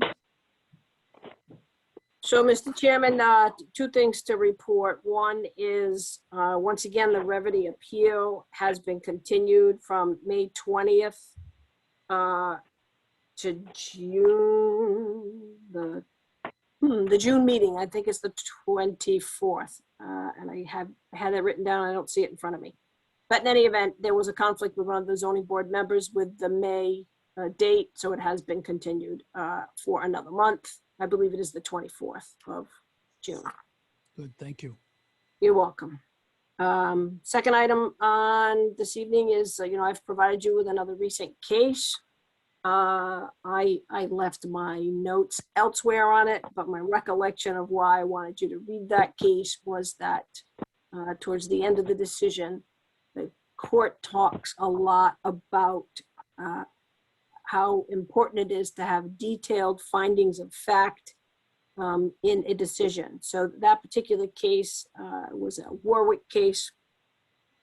And there was a development plan, and there were 7 or 8 witnesses, extensive testimony, and yet some of the board's decision was conclusory in nature and did not reference the findings, the factual issues underpinning those legal conclusions. And the court, in part, remanded it for that reason. There were other things that also took place in the case. I would suggest that you read it. If you have any questions about whatever else happened in the case, I'm happy to answer those. Again, that was just a recent decision that came out, I believe, just after our last meeting So as these continue to come out, again, they are Superior Court cases, so it's not the final word on a case. You know, something could get appealed up to the Supreme Court, and you know, a later decision could come out on some of these cases. But as they come up, we're gonna, you know, touch base on them. But you know, this one I selected for that important issue of hammering home the fact that we need to be issuing detailed and explicit findings of fact. Very good. That's all Thank I you. have Yep, to report. thank you. We appreciate that kind of information. Okay, next item on the agenda is the planning report. Planner's report, I apologize. No report, Mr. Chairman. No report. Thank you. Next item on the agenda is correspondence and updates. We have 3 letters from Mr. Bibler, April 7, April 20, April 21. I'll profess that this is the first time I've seen. Sorry, that was my phone. First time I've seen this kind of verbiage under correspondence and updates, and which is great. I'm just, what would you like me to do with this? All you need to do, Mr. Chairman, is note for the record that they've been received and they're placed on file. Okay, very good. Then let me be a little bit more elaborate. Under correspondence and updates, the following letters from Mr. Bibler have been received. April 7th, 2021, regarding the Conservation Commission special meeting of April 1st, 2021. Mr. Bibler's letter of April 20, 2021, regarding Hopkinton residents breathe a sigh of relief. And lastly, another letter from Mr. Bibler dated April 21, 2021, a public records request. Done. Next item on the agenda is public forum. We have 2 members of the public who'd like to comment. Please state your name for the record. Go ahead, Mr. Bibler. Hi, it's Eric Bibler. I just have a procedural question. Our town planner, Jim Lampiers, noted that the agenda for the next several weeks is going to be really packed. I believe he said on May 19th, we're going to hear from Stone Ridge and Skunk Hill again. And I'm just wondering, I'm just trying to clarify what the board's going to do with the previous applicant for Camoli Solar. It seems to me if you leave it open-ended where they'll get a determination from the planning board on whether to proceed or not, on the, you know, whether or not the board has subject matter jurisdiction and wants to proceed with the application. Are you saying then that if the answer is affirmative, that you're going to allow them to proceed, then you're going to allow them to make their presentation? Because it seems to me if you do that, you will inevitably bump one of the other applicants. So I was just going to suggest maybe you want to just reserve time to determine whether you're going to move forward with Camoli and then invite them to come back at a later time. Otherwise, you're going to be reserving time. You're going to be in the same boat where you have 3 applicants and you only have enough time for 2. And it just seems like you're going to create a problem. So I'm just not sure what you just did, but I would suggest that maybe you just allocate enough time to settle that question and then put them on a future agenda so you don't have a log jam all over again. That's all. I think we did that. Is that what you did? We did that. Okay. Yes, we did. Thanks for clarifying. It was kind of confusing. I just wasn't really sure. Okay. Good, thank you. Next member of the public, last 4 digits 8222. Please state your name for the record. Hi, this is Joe Moreau. You know, I just want to say that it's amazing we have so many people in town that are attorneys or people that are practicing to be an attorney. I've always thought it was the planning board's job and our town planner's job to decide how we're going to proceed.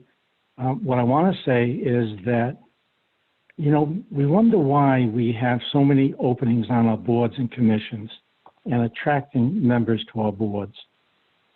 Ron voiced his opinion. He stated true facts. I also checked the 4 LLC information on the Skelco, on the Secretary of State, and I addressed that during a 2/16/21 council meeting. Just check the minutes of the meeting. Ron has had to go through an additional expense for an attorney. Most people don't realize this, and I'm not going to get into all of the facts. Ron has a family member that has been brought into this, and that is unacceptable. I want to thank Ron, and I am sorry for what he had to go through this past week. I've always respected Ron. I respect him even more because he didn't recuse himself. He did the right thing. The other thing I want to mention, and it'll be very brief, I recently looked at an email today, and in this email, it stated that this person wanted to go through and ask all these legal questions and gave you a heads up that these questions were going to be posed tonight. First of all, in my opinion, that's not the job of the planning board to hear someone's legal questions. If someone has questions, just like anyone else, you fill out a public request form. It's not the purpose of the planning board, and you let the town run this, not the residents try to run the planning board, the town council, and other boards and commissions. It was too late. I sent the chair of the planning board an email expressing my concerns. I also sent an email to Attorney Hogan. I appreciate what you guys have done, but who is running our town? Who is running our boards and commissions? It certainly is not one individual. That's all I have to say. Thank you. Very good. Thank you. That's it. Okay, outstanding. Moving forward on the agenda, the date of the next special meeting is May 19th. I presume everybody's okay with that. The date of our next regular meeting is June 2nd. And if there's nothing else that can legitimately come before us, I'll entertain a motion to adjourn.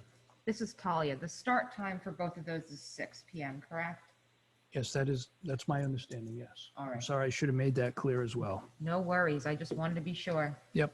Oh, I have Emily? a really just quick question.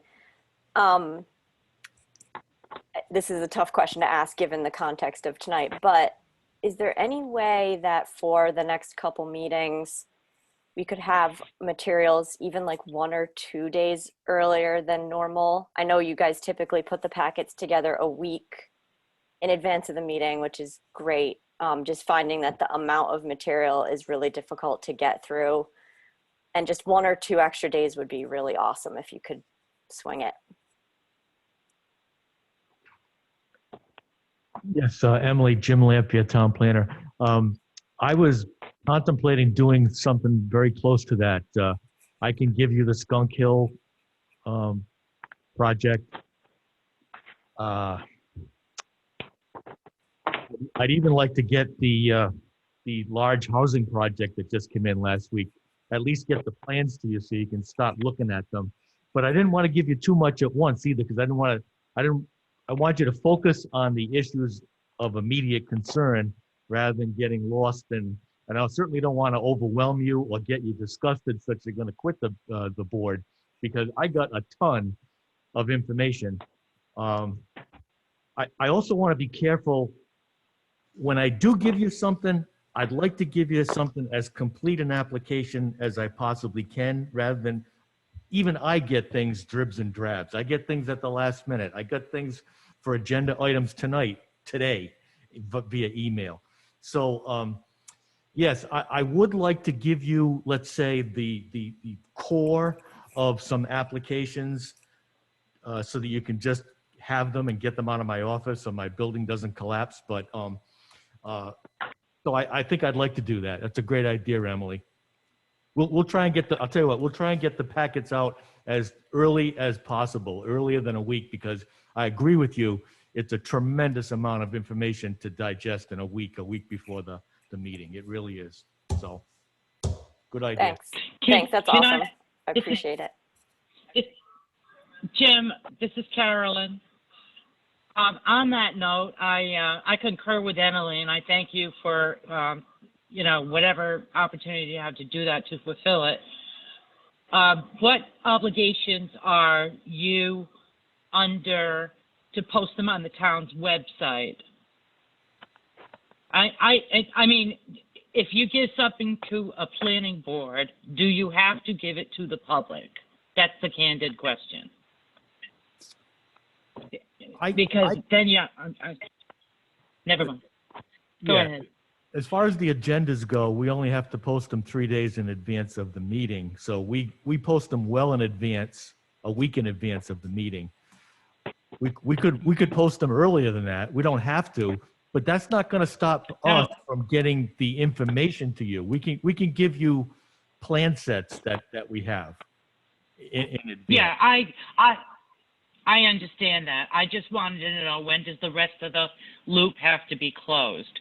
So, the timing with posting the agenda and all the information for the public is fine with me. I just didn't want us having access to information earlier to force you to do something else that wasn't in the wheelhouse already. That's it. Well, I can, matter of fact, I prefer to make sure the planning board gets the information ahead of anyone else. And so I can certainly give that information to you as early as I get it. But like I said, I don't want to give it to you piecemeal. I'd rather give you a meaningful lump sum. I don't want you having to come into the office every other day to pick up something.